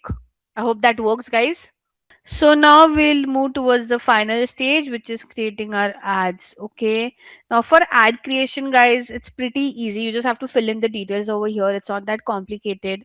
This thing that you could see over here as a partnership ad, this is the one that you see. Let me just show you what exactly is a partnership ad. So if an influencer creates a content for you and you want to run that as an ad, it's called a partnership ad. Okay. So you might have seen ad like, by the way, this tool is very important, the one that I've opened right now. Whenever you want to stalk your competitors and you want to see what kind of ads your competitors are running, you can go to this tool called as Meta Ads Library. Okay. Coming back to my topic. So here you can stalk what your competitors, what kind of ads your competitors are running. And I want to show you how does the partnership ad look like. So allow me a second. I'll have to scroll a lot to find one.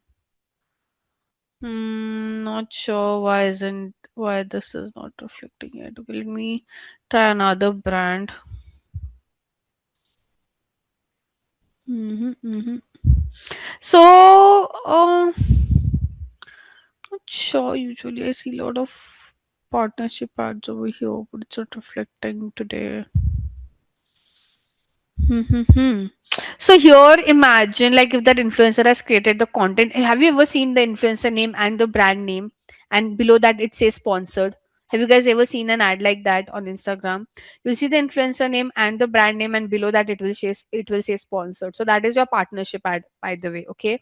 And now to run that partnership ad, what you have to do here, you have to enable this, and over here, okay, you have to the influencer will give you an ad code. You have to put it over here, or the post url is wherever that, I mean, the content that the influencer has posted on Instagram, they will give you that url, and you can put it over here, and automatically that content will reflect on over here as a preview. Okay, so that is what we call as a partnership ad. You also call this as a UGC ad, user generated content, and works really well nowadays. Instead of running a normal image, video, or a carousel ad, the partnership ads are ideally performing really great. Okay, now if you want to create like a normal ad, you can turn on this ad preview. Apart from that, guys, for whichever brand you are working, you have to make sure you have access of their Facebook page and their Instagram account.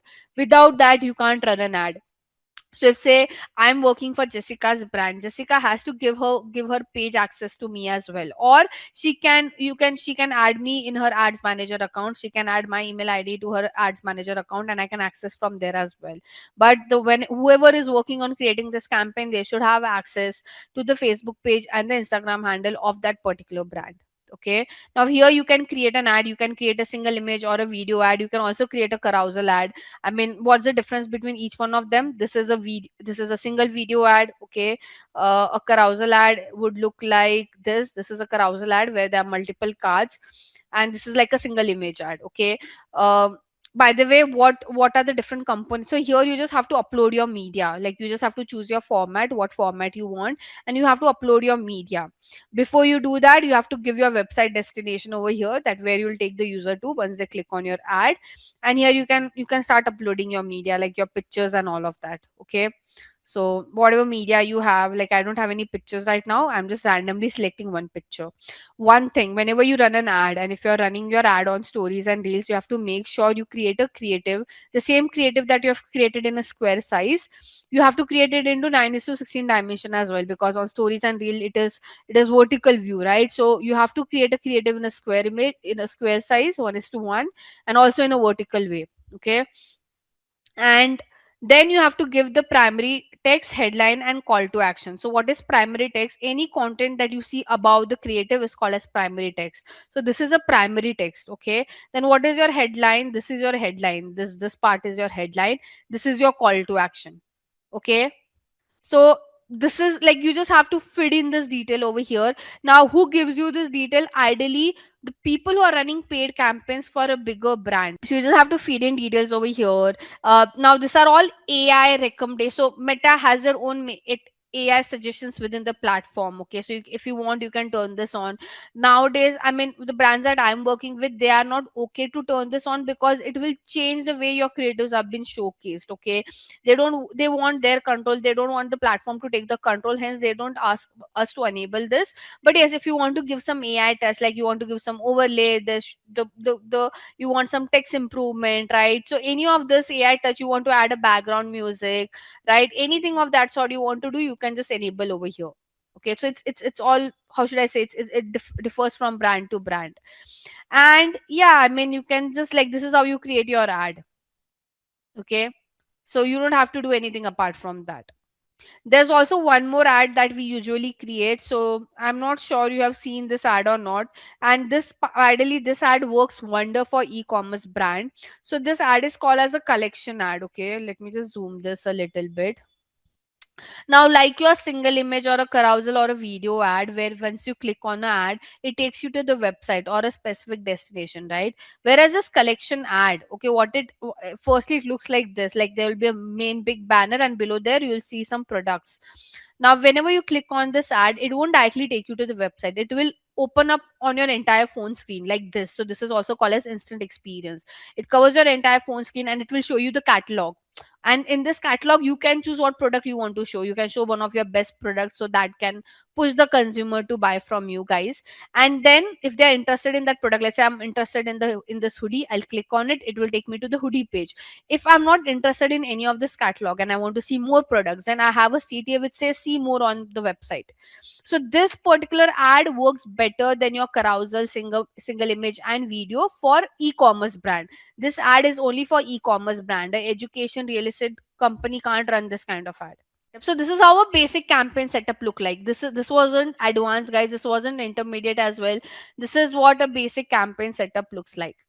You can, by the way, you can edit this campaign whenever you want. You can edit all the setting. Only one setting that you can't change is your objective and your buying type. If you change your objective, if you change your buying type, all the settings will be discarded.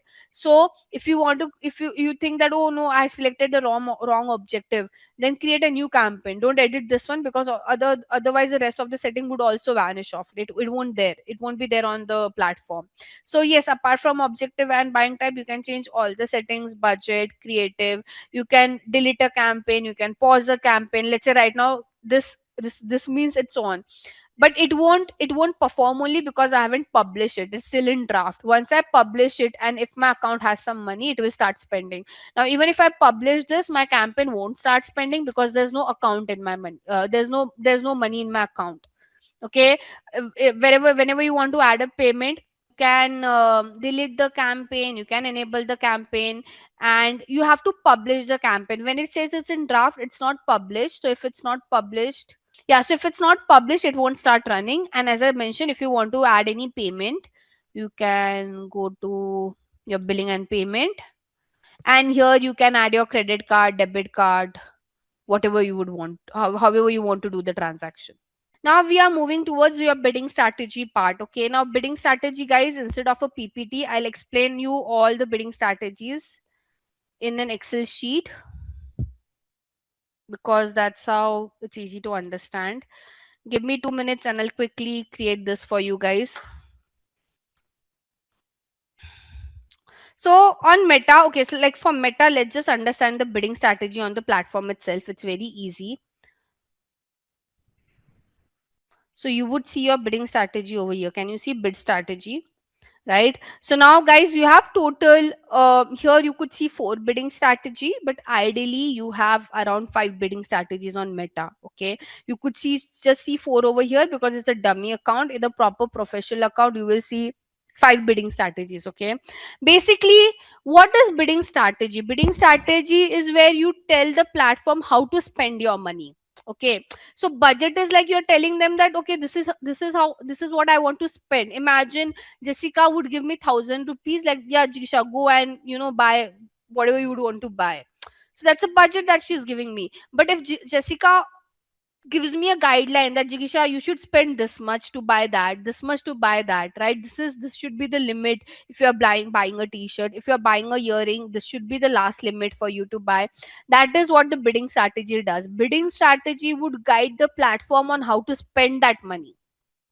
Okay, so on Meta, so this is for Meta. I hope you understood the meaning of bidding strategy. Basically, how to spend the amount. Okay, that's what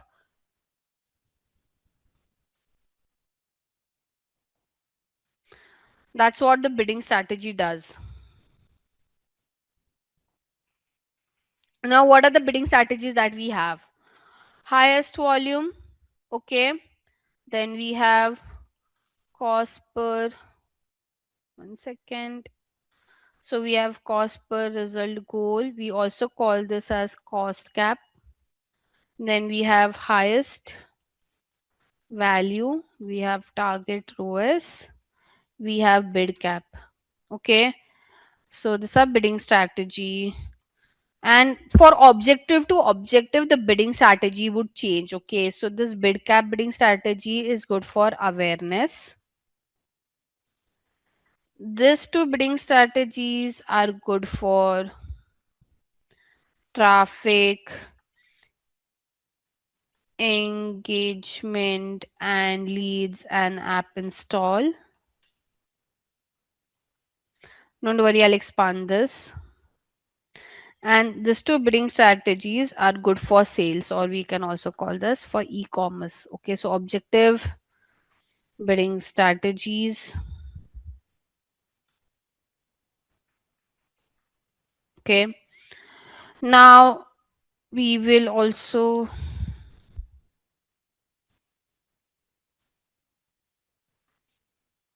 control is basically, there are some bidding strategy that you can control, there are some bidding strategy that the platform would control. Okay, so highest volume is controlled by platform, cost per result goal is controlled by you, highest values again controlled by the platform, and target ROAS is something that you guys can control, and bid cap is also something that you guys can control. Okay, now each bidding strategy has their pros and cons. Okay, let's understand each one of them, guys, and please listen to me very carefully because it can get bit complicated. Okay, so we have bidding strategies. The meaning of bidding strategies is basically guideline on how to spend the amount. Okay, basically you're guiding on how to spend the amount. Okay, this bidding strategies that I've mentioned is only for Meta. For other platform the bidding strategies are different. Okay, so platform to platform the bidding strategies varies. We are just discussing about Meta.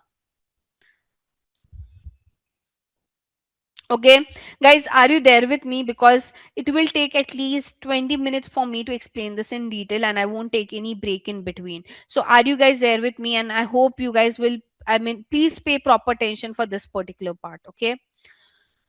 Okay.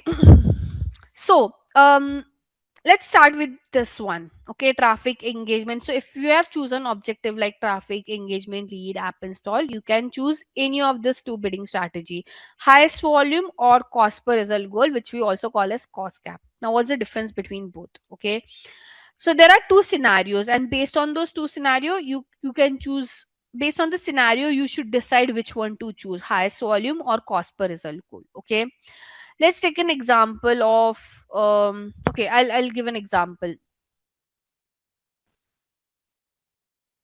Okay, let's just talk about Simply Learn right now. Okay, so Simply Learn want people to share their details to students who are interested in this particular program. Simply Learn want that after seeing the ad people should go to the website and give their details, okay, on the platform, so the sales team can call them, basically for lead generation. Okay, now imagine I'm working for Simply Learn. I'm the one who's handling their Meta ads. Okay.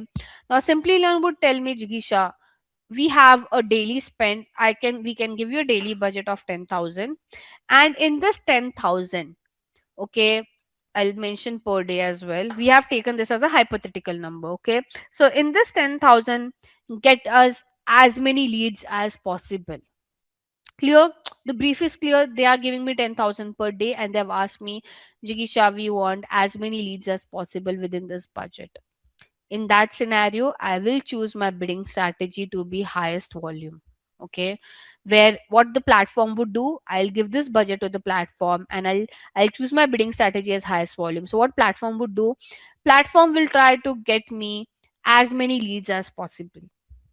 Okay, but now there's a second scenario. Now this time my brief says that, Jigisha, we have 10,000 per day budget. We want leads as well. But for each lead, we don't want to pay more than 500 rupees. So yes, we want leads, but I don't want to spend more than 500 to capture like one lead data. Okay, we the max we are willing to spend to get one lead detail is like somewhere around 500, not more than that. Okay, they now how a brand comes across this cap, they do a lot of back calculation, they do a lot of ROI calculation for it. I won't go into it, but I'm just giving a hypothetical example that my client would say that, Jigisha, we want leads but we don't want to spend more than 500 rupee per lead. That's when I will choose the second bidding strategy. I hope this makes sense to you guys. So now how does this work? Here I've chosen highest volume, so I don't have to do anything. I would give my daily budget over here as 10,000, right? Sorry, I've made it 1 lakh. Okay, but now as I said, in the second scenario my client want me to put a cap of 500 for per lead. So what I'll do, I'll choose cost per result goal over here. And now, okay, very important thing, I have to go to the ad set level, and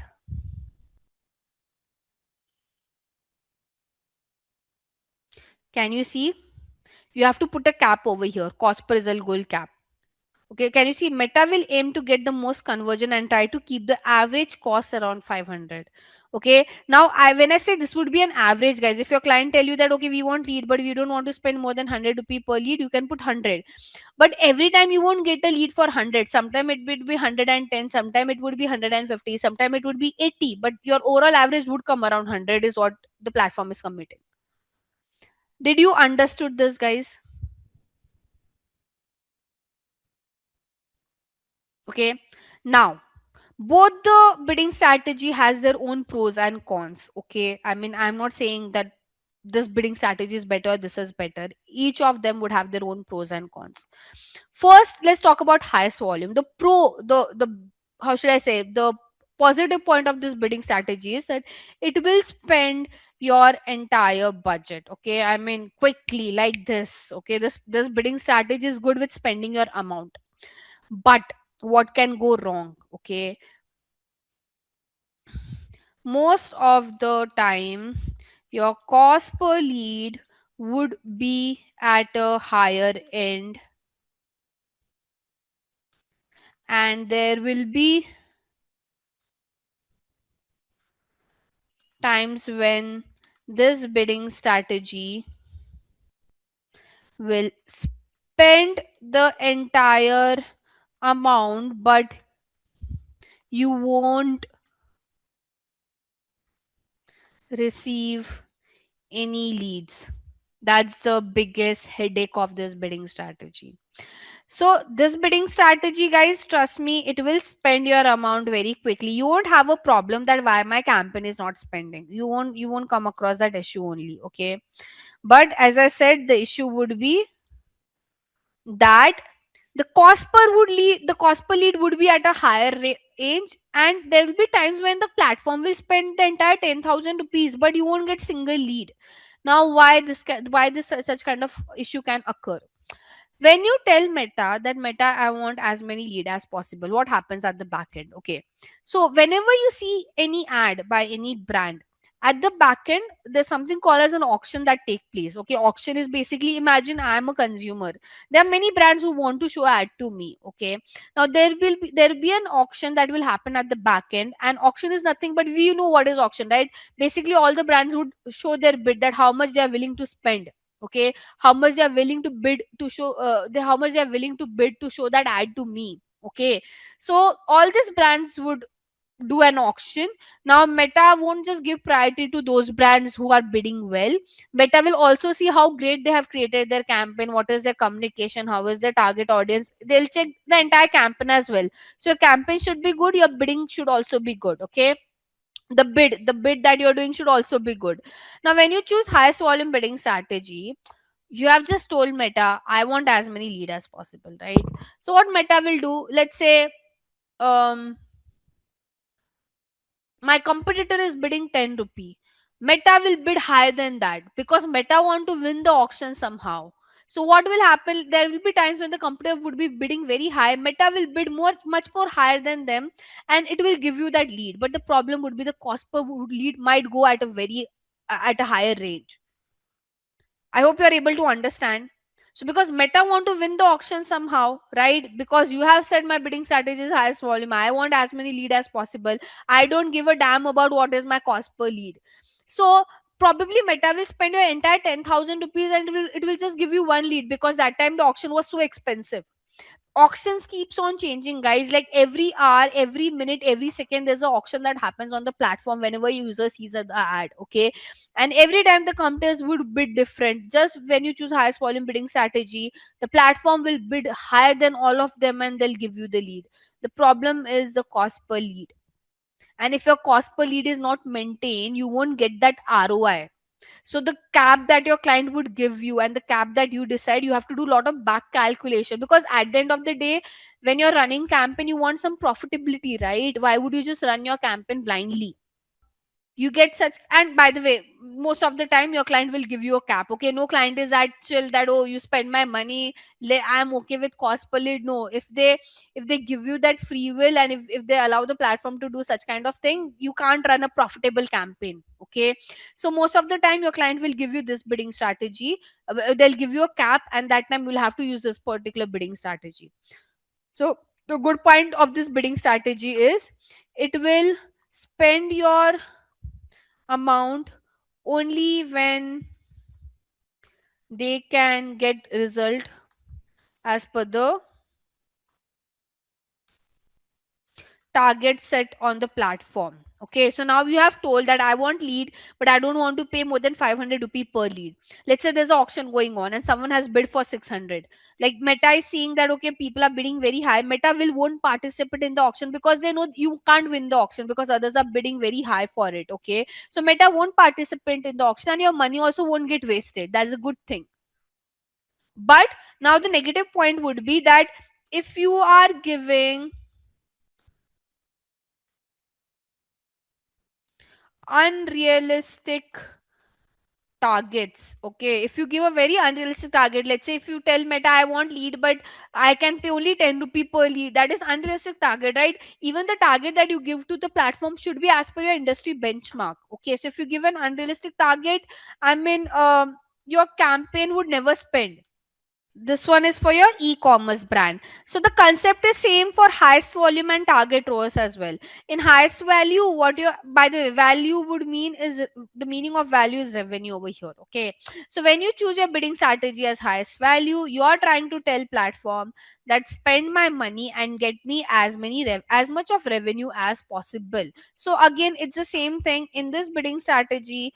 You won't have a headache that why my campaign is not spending. Okay, so no headache of that sort over here. Okay, but the problem is, okay, it will spend the entire amount and will give a very less revenue or no revenue for that matter. So there will be a time when your campaign will spend entire 10,000 and you might get a revenue of only 2,000 because that's what the platform, that's at that time, that was a max that the platform could do for you, right? So let's say the platform tried to bid very high, okay, and it converted me. I went on the website but I just bought a product of 2,000. So you spent 10,000 to acquire me as a consumer, and I bought a product of only 2,000. So ideally, the amount you're spending and the revenue you're generating is in negative. And there'll be times when I might just buy a product of 100 rupees, right? So with this bidding strategy, your money will spend, but can you achieve that return? Can you get that X amount of return? I can't guarantee that. So hence, most of the time, a brand would choose target ROAS bidding strategy. Here, you will tell the platform that yes, 10,000 is my budget, but within this budget, I need at least 5x of return. So basically, at least in a day, I want 50,000 as my revenue. Okay, so now the problem with this bidding strategy, guys, it would be that you can't tell I want 50x return. And the last but not the least is your bid cap bidding strategy.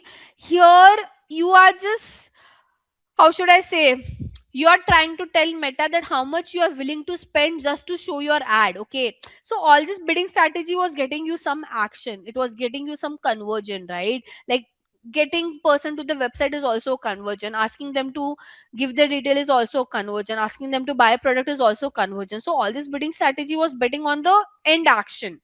This bidding strategy is only available, like the motto of this bidding strategy is you are trying to tell Meta how much you are willing to spend to just to show your ad, just to show your ad how much you are willing to spend. Okay, so it doesn't commit you that okay, once the ad has been shown, the person will take some action and they'll buy your product. No, bid cap bidding strategies only is there, only exists to tell Meta how much you are willing to spend to just to show your ad. Okay, and one fun fact, guys, Google charges you most of the time based on CPC basis, whereas Meta charges you most of the time on CPM basis. CPC is cost per click, right? So what happens on Google is, let's say right now I'll search for health insurance. Okay, and I would see ad by HDFC Ergo. Okay. Google won't charge HDFC Ergo to show their ad. Google will only charge them once I click on the ad. Whereas on Meta would charge brand, or they would charge brand obviously to when a person clicks on it. But Meta would also charge you even if you want to show your ad.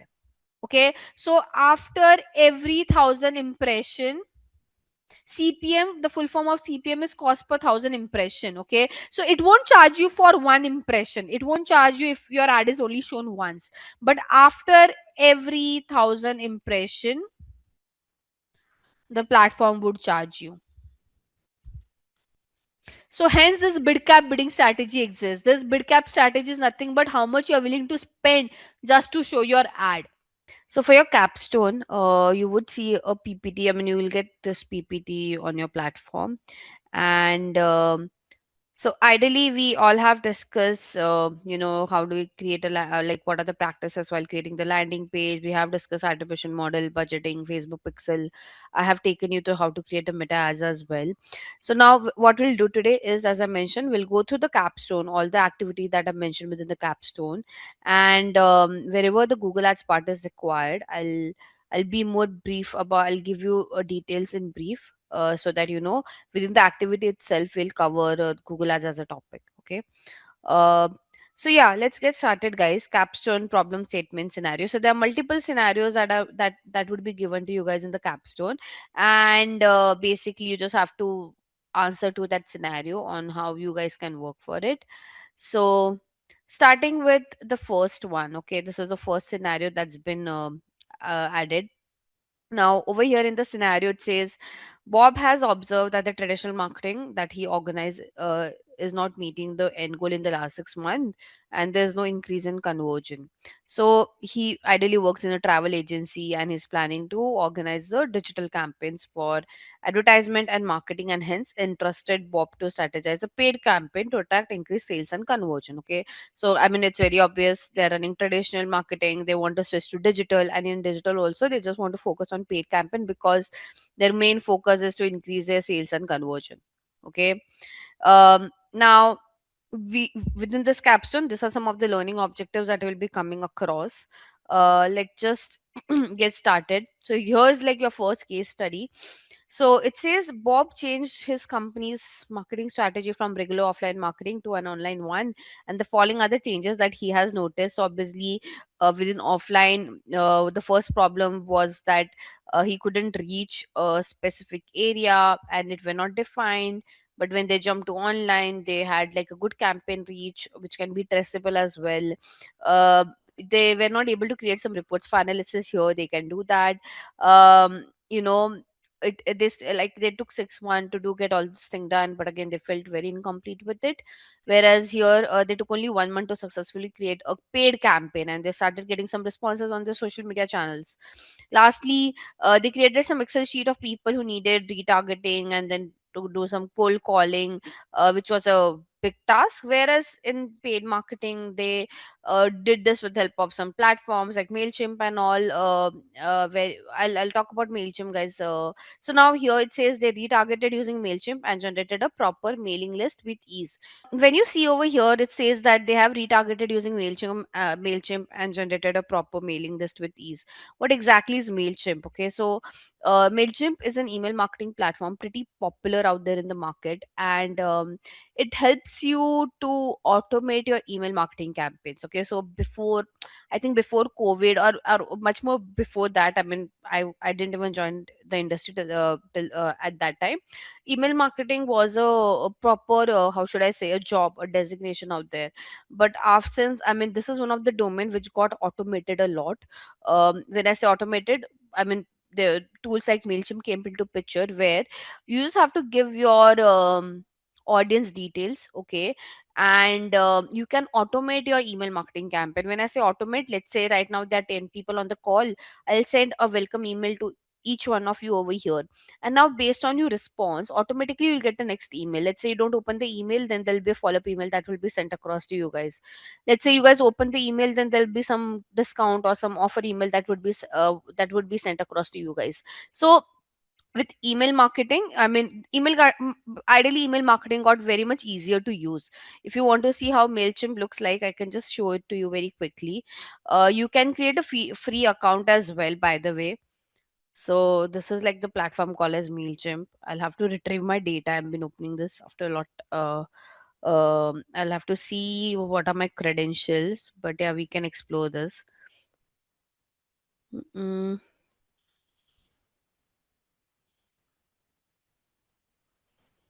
Not sure why is it taking so much time to load. Okay, anyways, till the time this loads, we can proceed. But yeah, I'll take you through how Mailchimp works, so you'll get a better idea. Now, is Mailchimp a part of paid media campaign?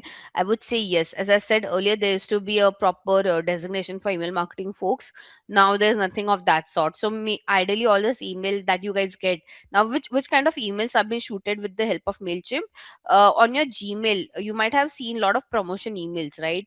So like this emails that you get under the promotion sections are all sent by Mailchimp. These are not sent by Gmail, by the way, or any email marketing tool. So all this email that you guys get where there's such fancy pictures, banners, and all of that, they don't do this with Google. I mean, they don't do this with their Gmail. They use all this kind of email marketing tool to do that, because you can't create such kind of templates and all. You have to create, I mean, all this email marketing tool gives you all this kind of template creations and a lot of designing work and all. So it can be done with the help of email marketing tool. Secondly, in email marketing tool, you guys can schedule your emails like based on how user responds to your emails. Like who have opened the email, who have not opened the email, you can create the entire workflow over there. And ideally, based on how people would respond, those email would be shooted accordingly to them, right? So I'm not sure why the tool is not loading. It's taking some time to load, but yeah, I'll take this up once the tools, I've noted it down over here. So once the tool would load, I'll try to give you a overview of this. So now, is it a part of paid media campaign? I would say yes, as I said, because there's no specific department. So how should I say? जो भी department को आता है, they pick this up. But majorly paid media people work on this because again, Mailchimp. I mean, it's a tool, right? And SEO folks don't know how to use it most of the time. Even social media people are not much well versed because again, this needs some data analysis and 10 other things. So ideally, it goes to the paid media folks to send such kind of email with the help of Mailchimp. Okay. Now, again, few other scenarios that have been mentioned over here in the table. For offline, this particular company invested $3,000 in multiple billboard, some TV ads, and they again hardly got anything, right? They were not able to measure the exact impact. Whereas in digital side, they invested $2,000, got a million view, and they were able to analyze how their PPC campaigns are performing. Okay, again, with offline, they could not establish reliability or maintain a track of it, whereas here they can get they were able to market by getting some feedback from the consumer. Lastly, they did scale city wise gradually over 6 months in the six new cities. Here they can reach out to multiple countries worldwide, because again, as I have shown you last time on Meta, how we can do location targeting. Now, starting with the first activity, okay, key parameters of digital marketing. So, from the above case study, Bob analyzes the performance and struggles during online and offline mode. He want to identify the metrics and parameter in which he can do better with online marketing. Okay, so the first question is help Bob to identify the key online marketing metrics and parameters and best channel to target new clients globally. Okay, so now here comes our first activity. Guys, I won't feed you all the details because ideally it's your job to do this, but yes, I will give you a idea on how you can work on this. Okay, so don't expect an exact answer, otherwise there's no point of doing this capstone. But what I'll do is, so the first thing that you usually do is you feed the data of people whom you want to send the email. Okay, so because I mean, this is my dummy account. These are like details of all my past student. Okay, and we did like a lot of. I mean, I can't send email to them now, otherwise they'll get annoyed with this. But what you can do is I can show you how to. So what we can do, we usually go to here to add contacts. We say import contacts. Now here we upload a CSV file. This is like the name, audience name that I've already given. So we can also say updating and mixing content, continue. Yeah, I can create a tag for you guys. So you guys are from what Simply Learn. This is simply learn. I mean tag as in like because you'll be sending across email to different groups, right? So you can give a group name is what we mean when we say create a tag. And I'll say continue. Okay.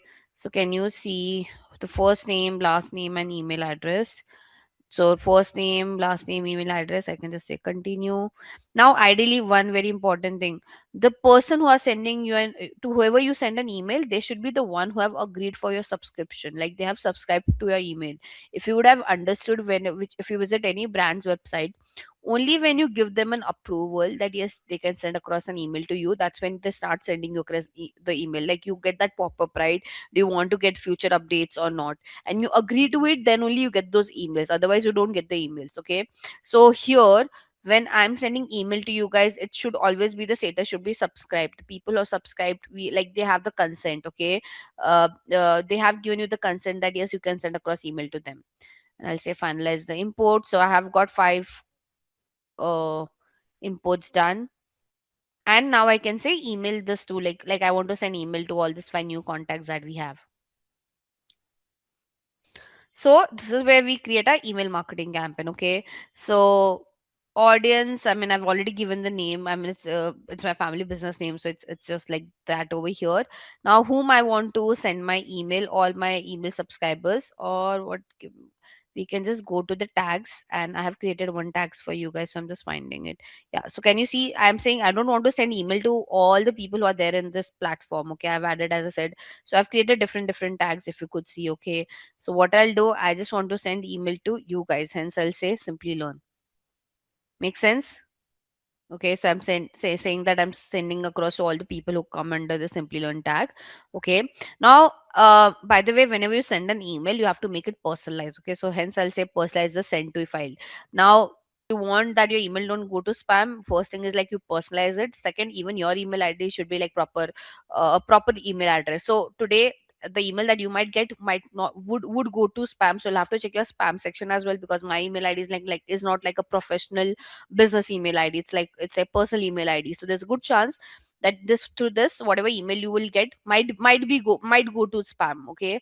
So let's just do this. Personalize I've done. And now send time you can schedule it. Okay, if I want I can schedule it, but let's say I just want to like in schedule you can. By the way, if you want to schedule it, you'll have to buy the premium. The free tool doesn't allow you to do that. Okay, you have to upgrade your plan, if you could see. But if I send it now, I can schedule it. So I'll just say like send it now. Now here I have to create my content. Okay, so I'll say design my email. And this is where you get a lot of templates. Okay, now again because I'm using the free version, I won't get lot of templates. Okay, I just have like some basic template that I could use. So I'll just use the basic one. There are a lot of premium templates as well. There are a lot of different themes as well, but as I mentioned, like they comes into the premium side of the platform, so I won't do that. I'll just select a basic theme just to show you how that email body has been designed. Okay, so it is like your Canva only, by the way. Like if you don't want any segment, you can delete it. If you have you guys ever used Canva? So the way you use Canva, it is very similar to that. Like let's say I don't want to use this logo section, I can remove it. Here you have all the okay, wait, skip this message. Here you have all the sections that you want to frame your email. Like you want to add a text, you want to add a divider, you want image group, you want some social media icons to be added, you want to create a different footer, you want to add a video, you want to add a promo code, everything. Like this is like some template you just have to drag and drop. For example, I want, let's say hypothetically, let's say I just want I don't know, a product section over here. So I can just like drop that block over here. Can you see? If I don't want, I can remove it. So I'll create like a simple one. I don't have a logo and all right now, but yeah, it's very easy. Like you just have to go here. Okay. And now here, you can just, can you see your default logo? So here you can go and you can upload. I might have some dummies in my, okay. So I have some dummy pictures. Let's say this is my logo. Okay. I'll say insert and here you go. Now you want to edit this content again. You say edit. You can say welcome to, I don't know, um healthy eating, let's say. I'm just I'm just creating a dummy one, guys. Don't take this seriously. But yeah, you guys can make it however you want. Again, you want some pictures over here. So same thing, you just replace it. This one, let's say I want to add this picture. Now here you want to give an introduction. So hmm. I'm not giving any, I'm not writing much things over here. I've just deleted it. Now let's say this is my CTA. Again, I want to edit the CTA. So instead of start shopping, I would say learn more. If you have some product pictures, you can add like a entire catalog over here, if you could see, right? So you can do that as well. Let's say you don't want to design over here, then what you can do, you can design things on your Canva, and you can upload that banner as well over here. So it's completely up to you. Okay, so I can delete it. I don't have any product catalog, hence here you have your social icon thing. So here you have to add all your social media link, if you could see. Okay, and very important thing, please don't edit this footer part. This should be there. Like by the way, this things you can't be edited, because this is like a default thing that should be there. Like you should always give it, whatever email you send, you'll always see that you have an option to unsubscribe it. So you can't remove this option that, oh, you can't unsubscribe to us now once you have subscribed. You can't do such kind of things. So don't edit this particular part, is what I'm trying to say. Okay, and I'm just keeping it this, guys. Okay, I'm not making a lot of work over here. I just wanted to show you how the platform looks like, designing part and all. Ideally you get there are many, I mean, all this banners and all is there. You get it designed from your graphic designer. You just have to merge it on the tool. Okay, so you can say continue. One very important thing that I've missed out is my subject line. Okay, so you have to add a good subject line and a preview text. Now, what is a subject line and what is a preview text? See this. Okay, this is your subject line. So let's say, if for this email, Tree of Life Resort, celebrate love at Tree of Life Resort and hotel is my subject line. This one is a preview text. Preview text is basically the content that you have within your email, uska preview, right? So that's the only thing that you have in preview text. So you're giving a glance. Now obviously when you're writing a subject line, make it very quirky, add some emojis and all. Otherwise again, you'll have a less open rate. I mean, the reason, like, why people open your whenever a person user open your email, the first thing that they'll come across is your subject line and then your preview text, right? So you have to make sure it's a catchy one. Okay, so you can get your content writer to help you create that. I'll just, for now, I don't want to healthy eating, I've wrote, god knows why I've wrote this, but anyways, I'll put the same thing. You guys can add some emojis as well. Can think for something food. Okay, health, let's say. Hmm. This one, or whatever it could be. Now here preview text, let's say up to 50% of something something, and then I can just say save. Okay, and now I think I have added everything. We can schedule it, we can create a social post as well, but again, it can't be done in the premium one. So yeah, who's sending this email? It's coming from me, guys. So uh make sure you see that. I'll just save this. You can change that as well, and then I'll say send. Right, so sending now. Now once you send the email, okay, you have to go under your, like, you have to check how this campaign performs. So you go to this campaign section over here, and now here I'll see all the metrics. Okay, so guys, let me know once you get the email and start opening it. Okay, please check your spam as well. It will take some time. So it shows sent right now. I can just go into the in view report section. Basically, I'll get all the metrics, that how many people have opened my email. I have people unsubscribed, subscribe. You get all this, like how many people have bounced back, how many people have unsubscribed. So I'll get all this data once you guys start interacting with that email. So I'll have to see here. I'll have to refresh and see if you guys have started reacting to my email or not. Yeah, can you see? I have got three open, right? So almost 60%, because I've sent email to five people. So after, like, it says that like 60 people have, like 60% of them have opened it.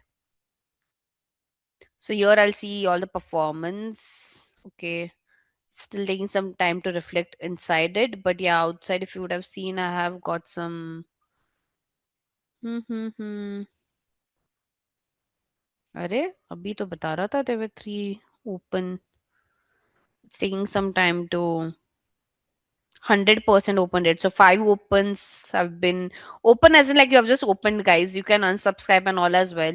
Again, if I it will take some time to create like a proper report on this, but yeah, I mean, if you have a paid version tool, yeah, can you see I've got now 100% open rate. Basically, kya ho raha hai? There's some issue, guys, on the platform. It was showing 100%. Now again, it's showing 0%. I hope you guys are not doing something from your end. But anyways, I hope you understood. Again, the premium version gives you a lot of like. Can you see this automation section? So the premium, most of the brands use this automation thing where they create a flow. They create an entire template. Okay, like I can just show you a preview. We won't be able to do it, but can you see? So this one, I'll just zoom out a little bit to show it to you guys. So people create a flow like this, that contact the sign up people, then they create this entire flow. Okay, you can edit it and all. I won't be able to edit it in the free tool, but yeah, you can create a lot of flows over here, like template. Basically you're just automating. Like let's say after 24 hours, if you guys, one of you don't open my email, then I'll send a follow-up email. The one who have opened, I'll send them some offer email, some update email. So you can create all this kind of flows over here. I mean, basically in the activity you have to let them know the channels, the metrics, and whatever parameters. So it's one and the same thing ideally. Now, starting with channel, guys, it was a travel agency, right? See, whenever we do paid campaign, guys, I mean, irrespective, to be very honest, whatever industry it is now, this one was a travel agency as far as I could remember. When we started with the brief, yeah, travel agency, right? Now, travel agency, what they do lead generation most of the time. Okay, for them, lead generation is the way, because there are travel agency who can take you to the website and ask you to do the payment as well. Okay, so if you know, you can create a page and you can create different bucket, like for a trip over here, this is a charge if you can pay. But again, you can do ideally lead generation and taking the person to convert from the website as well. It depends from what is the average order value of that particular what should I say, whatever travel or whatever trip has been organized. Okay, but ideally, let's say we are saying no, whether it's like, let's say your objective is, it was mentioned that objective was sales and conversion, right? Now, when I talk about paid marketing channel, guys, as I said, like the two most common channel that should be there in your plan is Google and Meta. Okay, you can't skip this. Now again, this brand can ideally choose LinkedIn if they are like bit premium. The organization that they do is more like from international level and all. Again, they'll have to do a lot of customized marketing when they are doing it on LinkedIn. Like if let's say you're the the communication would be more with respect to, if you like take a break from your work and do this something on those lines. But we shouldn't pitch LinkedIn because we ideally don't know. Like it's a hypothetical brand, right? We don't know in and out about it. So Google and Meta is a standard that you can pitch. Okay. When and now here also you'll have to give a lot of bifurcation that on Google what you'll do. Okay. So Meta, so we know Meta is like just like one platform out there. Like when I say it's one platform where you can show ads on Instagram, Facebook, and all. But in Google, there are a lot of bifurcation. Google is like very big. Okay. So now here in Google, you'll have to mention in Google also what kind of campaigns will be running. Okay, so I'll just mention the name over here and then I'll explain you what each one of them means and how it's been done. Now, what do I, but again, like you have to, if you want, you can mention as well what Google search would focus on. So Google search would focus on, conversion specifically. Okay. Whereas Google display would focus on getting you some traffic and to do a lot of remarketing. Okay, Google Video. When I say Google Video is nothing but your YT ads, YouTube ads. That will help you with creating some awareness. Okay, and again, Google Discovery is same for conversion perspective. Now, what are all this? Okay, guys. So, like as I said, Google is a very big platform compared to Meta because I mean the inventory is huge on Google. Okay, so now let me just show you how Google Ads look like for the very first time. So you just have to. It's very easy to create an account on Google Ads, guys. You can just go to ads.google.com. You can say sign in, and it will take your Gmail ID. You just need a Gmail ID for this. I have multiple dummy accounts, but this is how your Google Ads account looks like. Okay, this doesn't have any payment, anything of that sort. Again, whenever you're creating your account on Google Ads, please don't add any payment method. Okay, like don't add your credit card or debit card or any of that details. Okay, please never do that. I'll just dismiss this now. First thing before I jump into the platform and give you an idea. Okay, where all your ads, like what are the places where you can show your ads on Google? Okay, so the first one, the OG one is your search. Okay, my favorite is search specifically.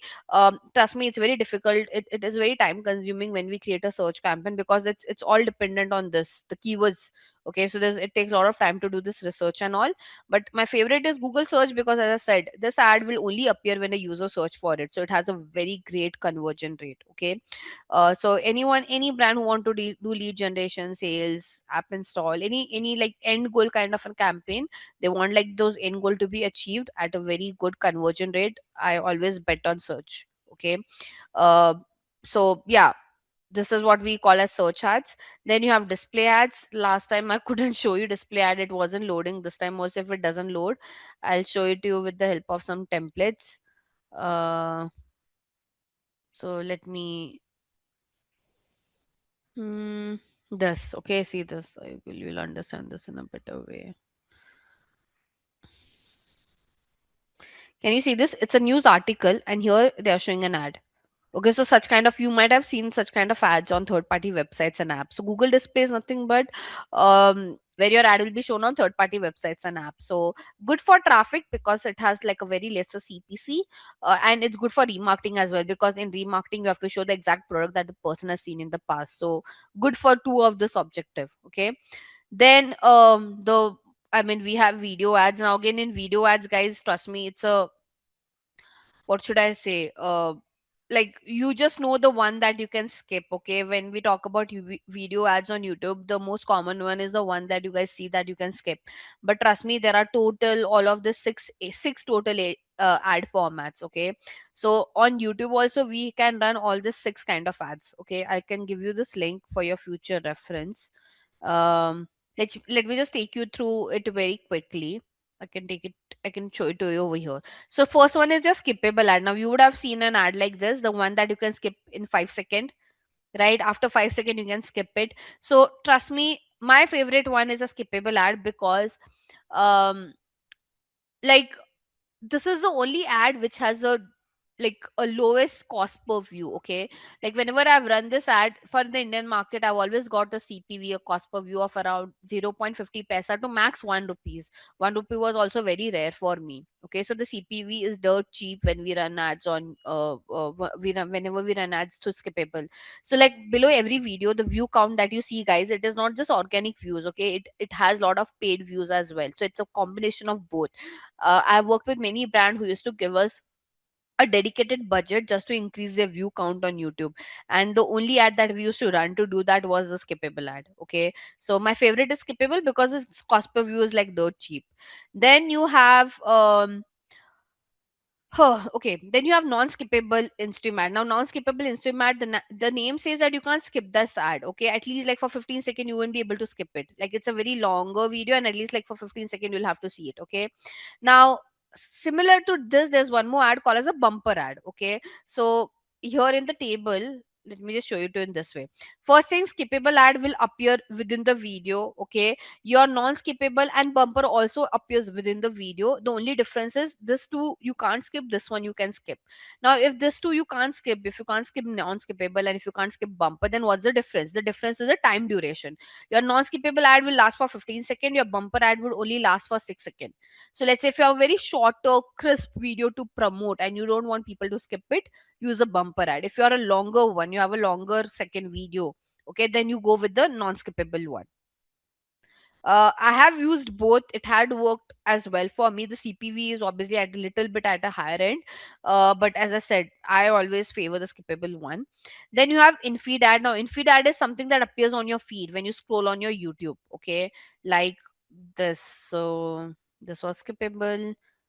This one, like when you're scrolling on your feed, you come across like the in-feed video ad. I have worked on it, but usually, the metrics usually go at a very higher end. So how should I say, because in feed video ad you can skip, right? Like you're scrolling, you can skip watching that video, but your skippable non-skippable bumper, at least you'll have to watch it for like few time, like for few seconds, right? In feed may, the only problem is that people can just, like, they don't even have to skip it, they can just avoid it. Okay. Then you have shorts. Nowadays you can show your ads on your YouTube shorts as well. And the most expensive ad is your YouTube mustard ad. Okay, this is like one of the most expensive ad. First thing first, so there's a lot of thing about this mustard ad. First thing, that you can't run it through Google Ads. Okay, it's not possible to run it through Google Ads. Either reach out to Google rep, like Google representative, or run it through DV360. Okay, these are two ways. Second thing, there are two options you have, like run it for entire day, okay, at a fixed cost. And other one is, let's say you don't have that budget to run this ad for the entire day, you don't have that kind of money, then the bare minimum cost that last we checked was like 10.5 or something lakhs.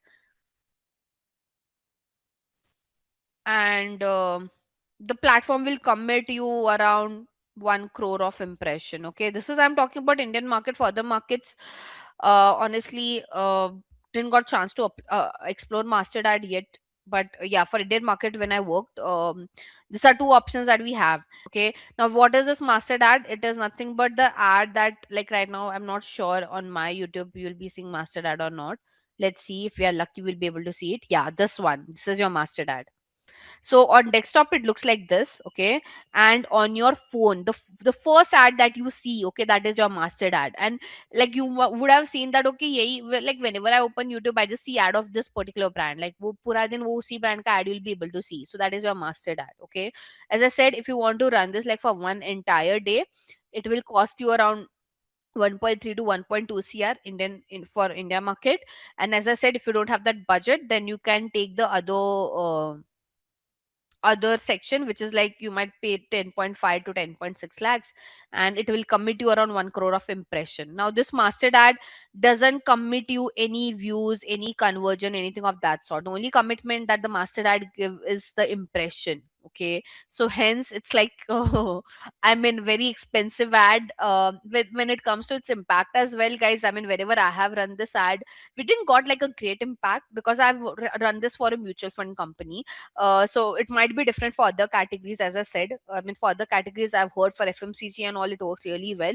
But I run it for a mutual fund company, and like for just for 1 month we see a lot of traffic coming on our website and all, but we can't ideally, we were not able to, I mean, we had other better options. Again, as I said, brands running an ad on mastered is more of like an option than making it mandatory. Like they just want to explore and see how it works.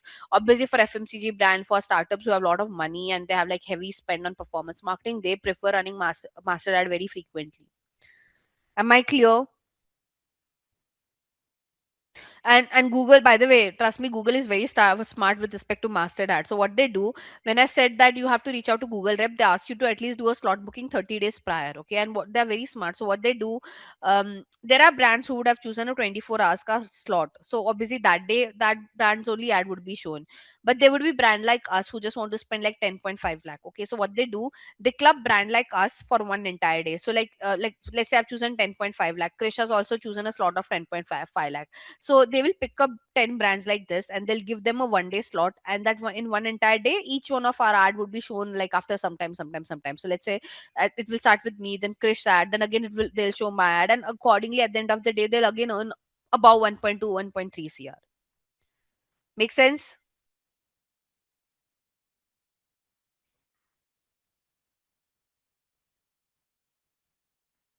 So that's how it works. But yeah, my favorite on YouTube, the OG one, is a skippable one. I have a lot of love for this one, because I mean, if mastered is only committing impression, is better I spend the same amount and get a lot of views from skippable ad.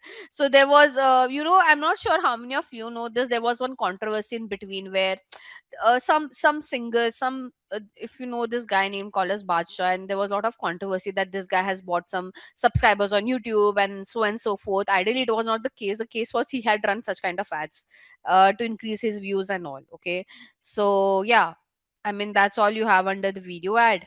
And What was next? Did I mention over here? Have discussed search, display, video. You have discovery ads as well. Now, discovery ad is something, guys. Let me just show you right now only if it appears for me. Yeah, this one, this two. Can you see? So now in your Gmail as well, guys, obviously where you say sponsored, no, this is done through Google Ads, and this ad is called as a discovery ad. So if you want to show your ads in Gmail like this, the way Google Ads and Rohan Builders is doing, this particular ad is called as discovery ad. Okay, so this discovery ads appear on your Gmail ka promotion section, and it specifically says sponsored like this. Apart from this, it also appears on your YouTube feed. So on your YouTube, if you see any ad which is in picture format and not video, so see on YouTube when you're scrolling on your feed, you will have this in-feed ad as well, right? But it will be in a video format. The in-feed video would be in a video format. If instead of this, if you see an ad in a picture format like a carousel or one picture, that is your discovery ad. So how you differentiate a YouTube ad and a discovery ad on YouTube? With the format. If it's in a video, it's an in-feed video ad. If it is in a picture like a banner format, it is your discovery ad. Last but not the least, you see this discovery ad on your Google. So if you open Google on your phone and like you see that discover section where you see a lot of news and all, there also you can see this discovery ad. So if I have to just show you, yeah. So on YouTube, if it will appear in a one picture or a carousel. This one is your discover section, like just below your Google search bar where you see news and all. There you see this, and then you have Gmail. So discovery ad also performs well. It is like your display ad only. It's just that the placement is different. Display ads appear on third party websites and app. Discovery ads appears on Google like Google, like your Gmail, your Google below your Google search bar, and on your YouTube. So the placements are different. The format is same, which is your banner. Make sense? Guys, are you did you understood all this? Okay, and one more, as I mentioned, you have shopping ads as well, which is only for e-commerce brands. Shopping ads you would have seen before when you like, again again I like shopping ads because this ad only appear when you search for it. So right now, can you see when I search for tote bag, this brand like Mukobara, Miraggio, who are showing their ads over here in sponsored result, not popular product. I'm wherever you see the sponsored one, and the first one to appear is your sponsored only. Am I clear? So again, the travel agency can't run a sponsored ad because again you need a lot of inventory. Now again, to run this, you need not just not need Google Ads, but you need one more platform called as Google Merchant Center, where basically you upload all your product information, and from there these details are been fetched. These details are not been fetched from the website; they're been fetched from the Google Merchant Center. And yeah, apart from this, guys, you can run ads on your Play Store as well, on your map section as well. Okay. So that it doesn't fall under any ad format. It falls under an objective which we call as app install and local footfall, increasing the local footfalls, like local store footfalls. So it's part of an objective, not part of an ad format, is what I would say. Yeah, this one. Can you see? This is your display ad. Like I'm seeing Indeed's ad right now. Now then I'm seeing this ad bar for Dubai, ready for a surprise something. I mean, there's a lot of promotion going on for Dubai. So yeah. Are we clear now? So as I said, Google ad is very lengthy. Like as I said, like compared to Meta doesn't have all this complication. So like for Meta is very clear. You have different objectives at platform and placement. You choose what platform, what placement you want to show your ad, right? But on Google, to show your ad on all these kind of different places, you have to create a separate campaign. So and the steps and the, how should I say, the steps and all things also varies a lot. So Google ads is usually lengthier than Meta. Okay, and you can say expensive on some end as well. But I love Google ads because for the precision that it has. I mean, Meta is also good, but as I said, like Meta, I mean, the way we have search and shopping ads on Google, where the ad will only appear when someone is searching for it, you don't have that feature on Meta, right? So hence I love Google little bit more than Meta because of this thing that they have. Okay, are we clear, guys, with respect to the ad format? So just to show you here, whenever we create a campaign, right? So now if you want to, can you see this local store visit and promotion? This is the one, this is the objective that we use to show your ads, like when, like for that maps and all. Okay. And for app promotion, this is the one that we use. You would see a lot of ads running on your play store, right? So it's part more of with respect to your objective than your ad format. Make sense? And here you will see all your campaign types. So I have told you what is search ad. I've shown demand gen is nothing but discover ads. Okay, like now we call this as demand gen. Earlier we used to call this as a discover ad, the one that appears on your Gmail or discover section and all. Video also I've shown you, shopping also I've shown you, display also I've shown you. P max, performance max is like, guys, okay, now let's say you are a brand who want to show ads everywhere on Google. Like you want to show ad on search, demand gen, video, display, shopping. You are like, I want to show ad my ad on all of this, like, all of the sections. Then you can just run one campaign, which is PMAX campaign, and it will show your ad on all this placement. But now let's say you choose that, no, I just want to run ad on search and shopping, then you can't select a performance max campaign. The rule of performance max campaign is it will show your ad on all the Google property, not just one or two. So if you want, like, out of this five, you just want to show ad on all these three places: search, display, shopping. You can't tweak that on PMAX. Then you can't run a PMAX campaign. So only when the condition is that only when you want to show ad on all the five placements, then only you can run a PMAX campaign. Clear?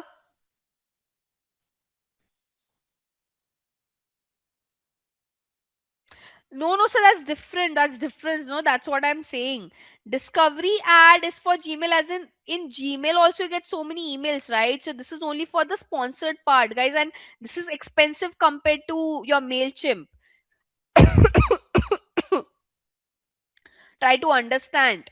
MailChimp, yes, you'll see all the emails that you get for the brand promotion goes into MailChimp, right? But as I mentioned, it's much more cheaper than running this Discover ads.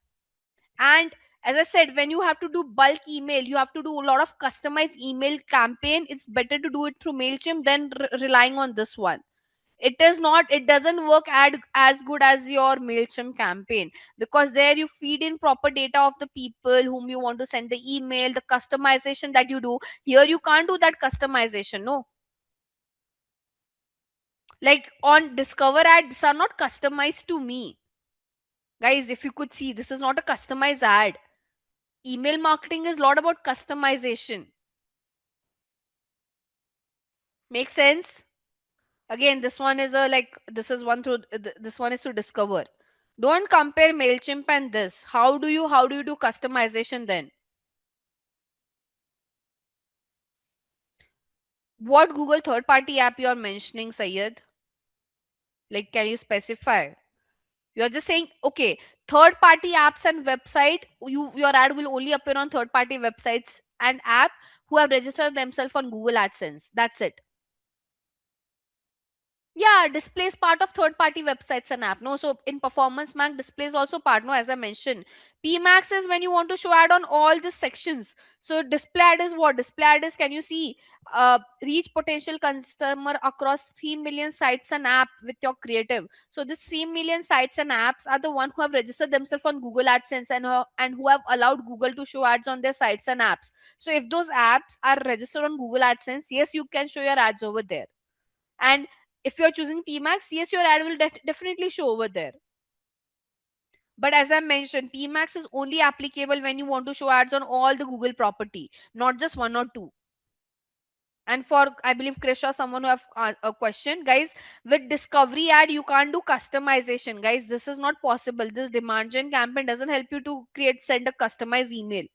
Pitch for Google, we never say just Google ads. We pitch what kind of ad we want to run on Google and for what objective behind it. So you can say, okay, we would want to run Google search and Google discovery more for conversion. With display, we'll try to get some traffic and remarketing, and with video, we'll try to get some awareness. Okay, you can't bifurcate that on Meta, because see, on Meta, like, here if you would see, when you choose one objective, it gives you so many options, so you have to choose. You can't show, you, like, as I said, there's no, if you are doing PMAX, then you just need one campaign. But let's say you have just chosen, I want to show ad on video, then the steps are completely different than what you have for search. So on Google, the campaign creation is much more lengthier compared to Meta. Meta is very straightforward. Like it's very simple because they don't have so much kind of different options altogether.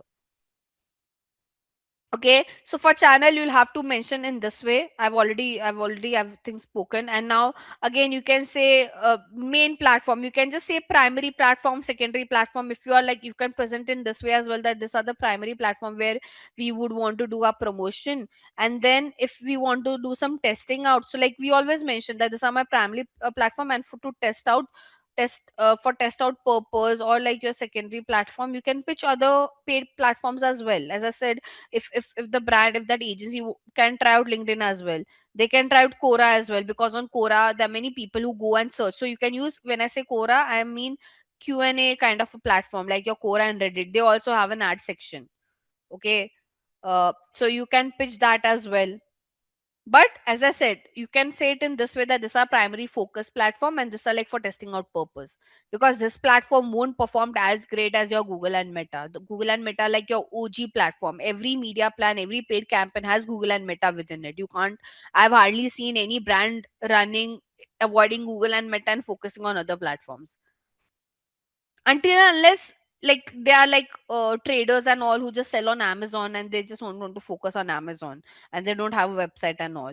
But most of the time, like 90, I don't know, 95% of the time, the major focus is with Google and Meta. Okay, so let's go back to activity. We have discussed enough over here. By the way, you have this tool called as Unbounce as well. Okay, again, it has a free version, but ideally at the end of the day, I mean, it's only a trial thing. Can you see, 13 days left on the trial? So ideally this trial, after 13 days you'll have to buy a version of it. But let's say you just want to create a free landing page for like a very, for a duration only, then you can create a free WordPress website as well. The only problem would be it will look like the reason you're getting a free website from WordPress. Now again, these things you get from Shopify and all as well, Wix and all as well, but there you have a trial period. Again, after the trial period expire, you might have to pay them. So the good thing about WordPress is you don't have to pay. Okay, like you can keep this like for a very, for lifetime as well ideally. And you can create, at least you guys can create a how should I say, a static, by the way, I'll show you one website. I mean, it's still work in progress, just like my family business website. It's created on WordPress. So I mean, for B2B, for a service kind of thing, this landing page works like Gayatri, what should I say, WordPress works a lot. Like if you want to create, like this is created on WordPress, no coding, nothing of that sort required. So if you want to create a simple website, like which is only for inquiry purpose, a simple B2B kind of a page, service page, WordPress works really well. Yes, if you are creating an e-commerce brand, then you have to work on platform like Wix, Shopify and all. But this is all created on WordPress. And even if you're a non-technical person, you can still use WordPress. I mean, my job is not to teach you WordPress, but I'm just showing you how WordPress looks like. So you can create as many pages, but it's just that for this, when I say this is not free, because I had to buy the domain and hosting. Okay, make sense? So this one is free because extension says wordpress.com. For this one, I had to pay for the domain and the hosting. Domain is nothing but this, I had to pay for this name. Hosting is where this data has been stored. So when we create a website, all these pictures, all this content, it gets stored, right? So it gets stored in the hosting space. So you have to, when you create like a proper professional website, even like on for WordPress, you'll have to buy a domain and hosting. Now again, to buy that, you have many platform like GoDaddy, Hostinger, Namecheap, so and so. Am I clear? So this one, for this, the domain, like the platform is free, but yes, the domain hosting we have to pay for that. Clear? But like you can create like a decent website like this. You don't have to like pay a lot as well. It's just that every year, or I mean, don't know if I'm not sure for how much time you buy the domain and hosting, but you'll have to keep on renewing it. This one is completely free. So this, like this is what, and but in free there are a lot of restriction. You can't do, you can, like, so the problem with the free website is, I'll tell you, um on free website, so WordPress has this feature called as plugin. Okay, Now what is the role of this plugin? It's like you buy a phone, but it's telling, like, imagine you have bought a phone but it doesn't allow you to install any apps. Okay, that's the same way the free WordPress website works. Okay, so those plugins are your apps that can help you to create a very good website.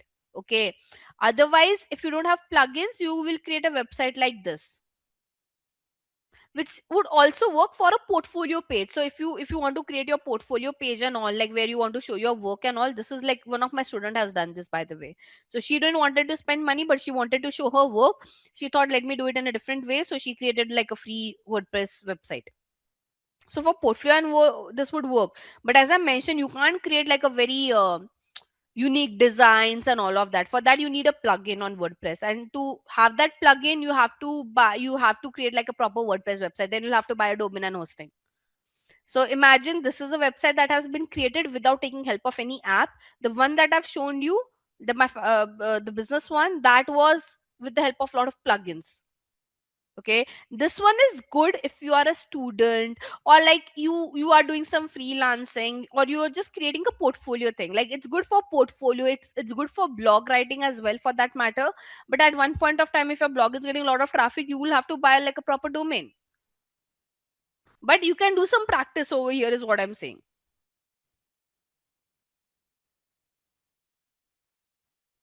I mean, it doesn't give you a lot of data, to be very honest. It's like you can create your Google search console if you would want to, but again, it's not that in depth. And the one who create a free WordPress website, I have never seen them been senior enough to check their website performance. They have one section over there. What you can do, you can create a Google Analytics account for this, and you can create a Search Console property as well. But ideally, if you are a business, I never recommend to do this. So yes, I mean, and apart from WordPress, guys, you have this tool called as Unbounce as well. Again, as I said, this is also not free. Like, but see, nowadays to create a website, to create a basic good website, you don't need to know coding, because I mean, there are many platforms like this who will give you template. You just need to edit content in that template. Like for this one, okay, let's say I want to create a landing page. Okay, I'll just choose my industry. Let's say I'm creating for health and wellness. I just have to choose a template and I have to edit it, and my website is done. Let's say I want to do it for this. Okay, see this. I'll just say start with this template. So this is like a tool Unbounce, and I just have to edit the content over here. It's like your Canva. By the way, if you know, Canva also allows you to create a landing page. So it's just like, how should I say, change the image, change this content. Like I can just edit it. I can just change this picture. I can edit this line over here. I can do everything. It's like just cut edit. Nothing much. So like I don't want this, I can edit it. I can just say skincare, whatever it is. So it's like you're just editing things over here. I can edit this entire part, whatever XYZ I would want to write. So you don't you how like you don't have to put any brains only, guys. It's just a tool. You just have to edit it from here. You get all like Canva. You can change the textile, text size, color. You want to make it bold. You want to make it center align. It's like your Canva only.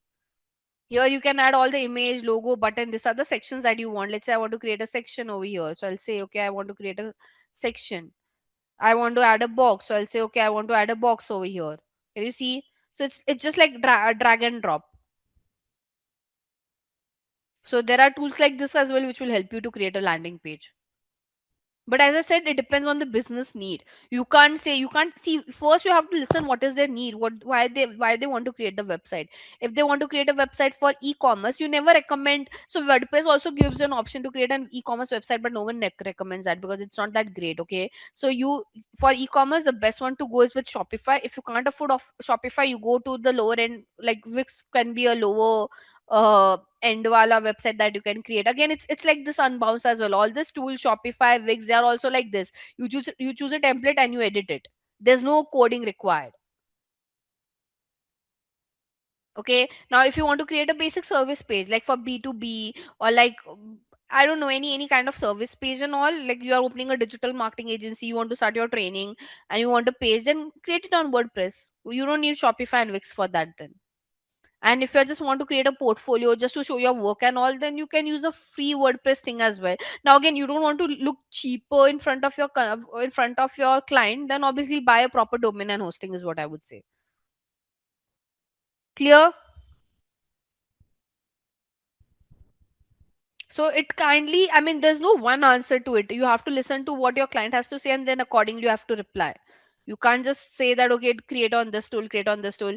Listen to what is their request and accordingly you can suggest. Obviously, you should have a knowledge to suggest as well. But I think I've given you an overview on what basis people choose what kind of platforms to create their website. Now, let's say people, there are brands who want to create like more better shopping websites. So they, from Shopify, they move to Magento. There's something, the platform called as Magento as well. Now let's say you are blind like Amazon, Myntra and all, who have a lot of inventory, who have a lot of changes coming up. They make a proper coded website. So for all those bigger brands, like proper shopping bigger brands, aggregators and all, they don't use Shopify, Wix and all. They rely on proper coding, because coding, with coding you can do a lot of customization, which is not possible on all this platform like Shopify, Wix and all. So let's discuss your conversion rate optimization. Bob strategized a paid campaign, chose the ad medium, and budgeted it for agency. His manager had asked him if the paid campaign that he is running is effective. In order to analyze this, he need to know the conversion percentage using the available data. Let's help Bob achieve this goal. Okay, now honestly, for this, you will get some data when when you work on your Capstone project, guys, because this is just like an overview slide. So for this, guys, ideally you need a data to do the comparison, and we have a data below, like we have a table over here. So we'll do an analysis over there, not on this slide. But when I say conversion rate optimization, what does this term mean? Conversion rate optimization is, guys, like let's say whichever campaign, your campaigns are not performing well. Okay, you see on whenever we run paid campaign, guys. Okay, let's just understand over here conversion rate optimization. What does this term mean is that how would you improve your campaign? Trust me, if you start your campaign, like you will think of all the good strategies, but trust me, it won't. There are like half of the time it won't perform the way you have thought. Okay, so in conversion rate optimization, we give suggestions to the client that what are the changes we will make to our campaign so that our conversion rate improves. And this is what we mean, this is what we mean by conversion rate optimization. The word optimization means that what are the changes that we'll make to our campaign to make it perform. Okay, if it's underperforming, to improve the performance, what are the changes that we would do? Okay, now your suggestions are usually based on different criterias, and I'll note down the criterias over here for you guys. Okay, starting with, let's first focus, I'll just only talk about the criterias for Meta and for Google because they are the major platform. So on Meta ads, what are the suggestions, like what are the ways you can give your suggestion to improve your conversion rate? Okay,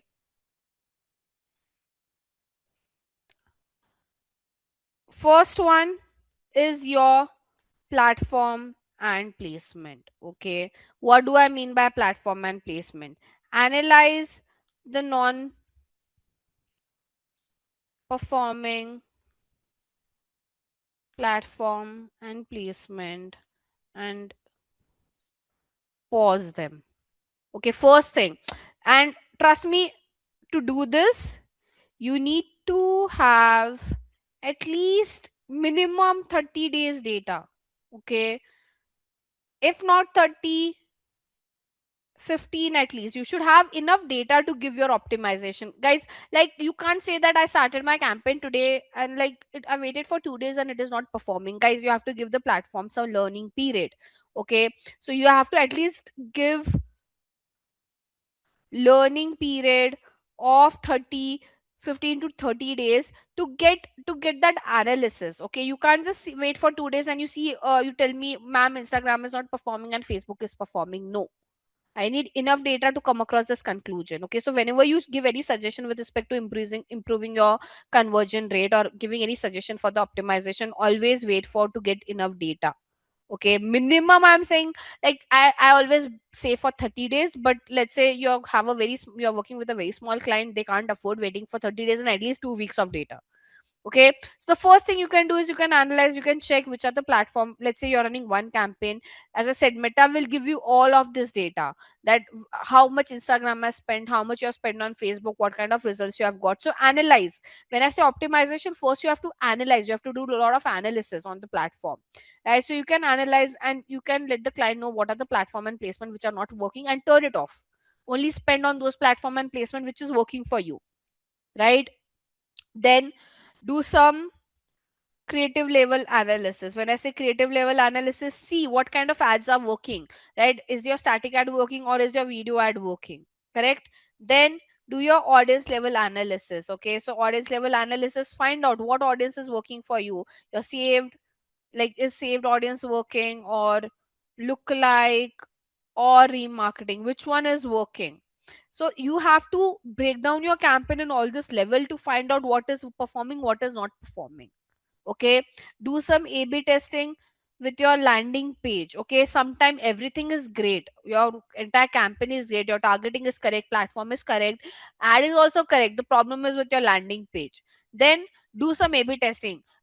Take one ad to home page, take second ad to another page, and see where you are getting better conversion rate. There could be some loopholes with your page itself, right? And by the way, when I say creative level analysis, it is not just with respect to your video or image, it is also with respect to your text copies, it is also with respect to your CTA, it is also with respect to the communication that you use.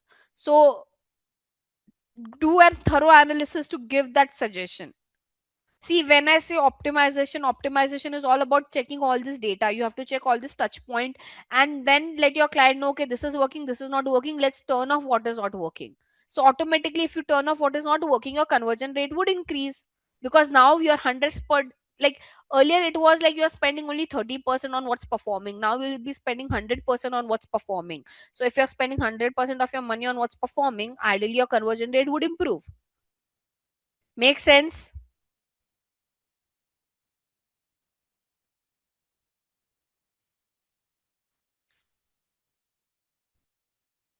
Guys, yes, no? This is what you can majorly do on Meta. Now on Google, the strategies are very different, but yeah, I can give you again.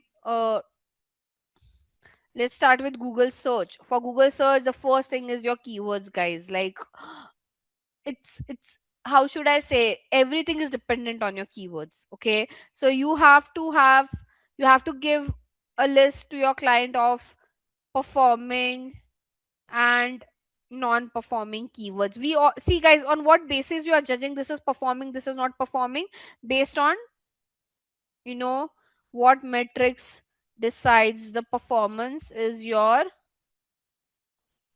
conversion, cost per conversion, and your conversion rate. You are saying that one keyword has a conversion rate of 1%, other has a conversion rate of 10%.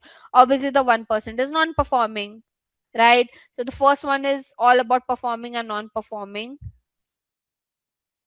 keywords.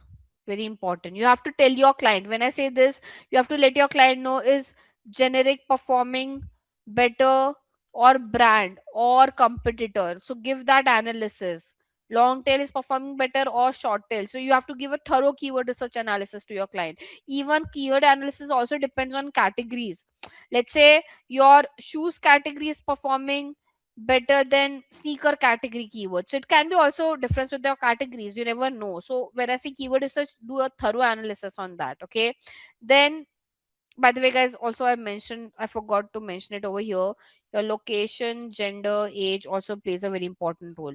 Your campaign might be performing well for some location. It won't be performing well for some. It won't be performing well for some of the locations. So do some demographic and geography analysis as well. Same goes for Google search. Check for which location your campaign is performing or not performing. Gender, age, this is like basic. Okay, and apart from that, you have to do your ad analysis again on search as well. Now on Google display and video,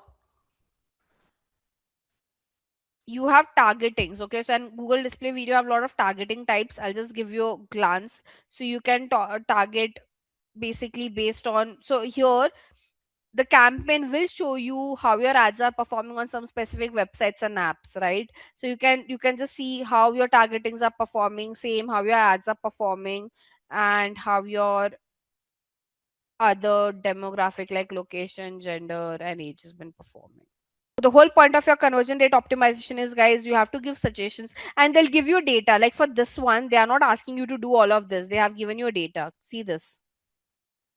Can you see? Number of visitor, number of conversion rate. So there's a good chance in your capstone you'll get the data. You just have to analyze the data and you have to respond accordingly.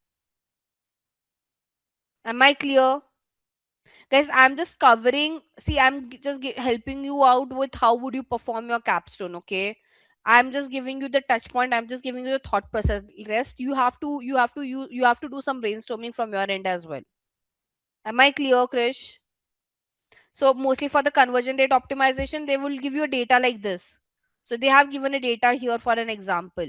Okay. So here, can you see analyze the campaign conversion? Bob knows how to analyze the campaign conversion. Now he wants to know how to calculate the conversion rate. Along with it, he wants to observe a few example. Okay. So they have given you an activity over here, right? With the available data, Bob identified the conversion rate for the paid campaign. Now, see, guys, how do you now? This is more based on formula. I have told you how to calculate the conversion rate, right? If you remember, if you go back to my first lecture where we have done this, so the formula to calculate your conversion rate was what? You had to take your conversion divided by your clicks or impression, depends on what is given in your data, and you have to do it into 100. Let's say the data that has been presented to you have clicks instead of impression, then divided by clicks. If it has impression and not clicks, then divided by impression. But first you have to take your conversion, then you divide either with clicks or impression based on what data has been presented, and you have to do it into 100 because conversion rate is always in percentage. Okay, so for this you just need to know the formula. For, let's say, for if you get this question on his manager has asked him if the paid cap, not this one, sorry, this one, we have covered this conversion rate optimization, I'm talking about this one. Bob knows how to analyze the campaign conversion. Now he wants to know how to calculate the conversion rate, right? So to calculate the conversion rate, you should just know the formula, which is your conversion divided by clicks or impression. When I why I say clicks or impression, because it depends. If the table just have clicks and not impression, you divide it by clicks. If the table have impression, then you divide it by impression. Okay, so your clicks or impression in 200, and that's how you find out a conversion rate. So here you just need to use the help of formula. And for this kind of question of compare the different campaign, they'll give you data like this. Okay, so now, which is the last part of our activity today. So what does this says? With the available data, Bob identified the conversion rate for the paid campaign that he was running. The sales and marketing team of his organization want to compare how their competitor is performing after moving to digital marketing.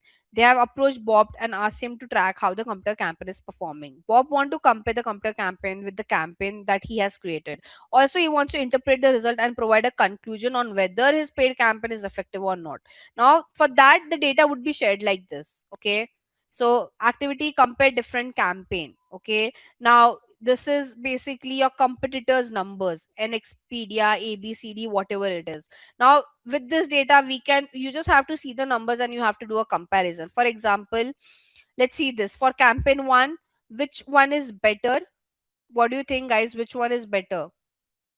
So when they had this were the amount of conversions they have got, this are the amount of number of visitors that they have got. Okay, ideally, if you see an Expedia and ABC, the ABC has performed better than an Expedia for the campaign 1 because it has higher amount of number of visitor, it also has higher number of conversions, right? Because the conversion rate is same, I'm doing comparison based on number of visitors and number of conversion. Okay, for the second campaign, if you would see, let's see. So now here, more than, see, as I said, our focus is on conversion rate here because the conversion rate was same. I said that, ABC is better. But now here, because we can clearly see the conversion rate of an Expedia is better in campaign to an Expedia is a better performing one, right? And last but not the least, so why it is better? Because out of 3,000 people, half of the people have converted. Here only 45% of the people have converted. So obviously NXpedia is better than ABC. So your first priority should be given to conversion rate. Okay. Here, because the conversion rate was equal, I said that, ABC is better. But in this case, your NXpedia is better. Even in this case, if you would see, your NXpedia is better because 70% of people are converting. So basically, out of like 5,000 clicks, let's say consider visitor as clicks. So out of 5,000 clicks, if 3,500 people are getting converted, don't you think this is better any day compared to ABC? So for this activity of comparing the data, ideally your first priority should be conversion rate. And if you get a example like this where the conversion rate is same, then see the number count, which has got highest amount of conversion. But the priorities goes with conversion rate and the number of conversion, not other way around. Make sense? So anytime you first see the conversion rate, if the conversion rate looks equal, then move to number of visitors. Sorry, number of conversions. Thanks for joining us, and keep learning, keep experimenting, and let's dive into paid campaigns and maximizing ROI to understand how smart advertising creates real business results. See you in the next lesson.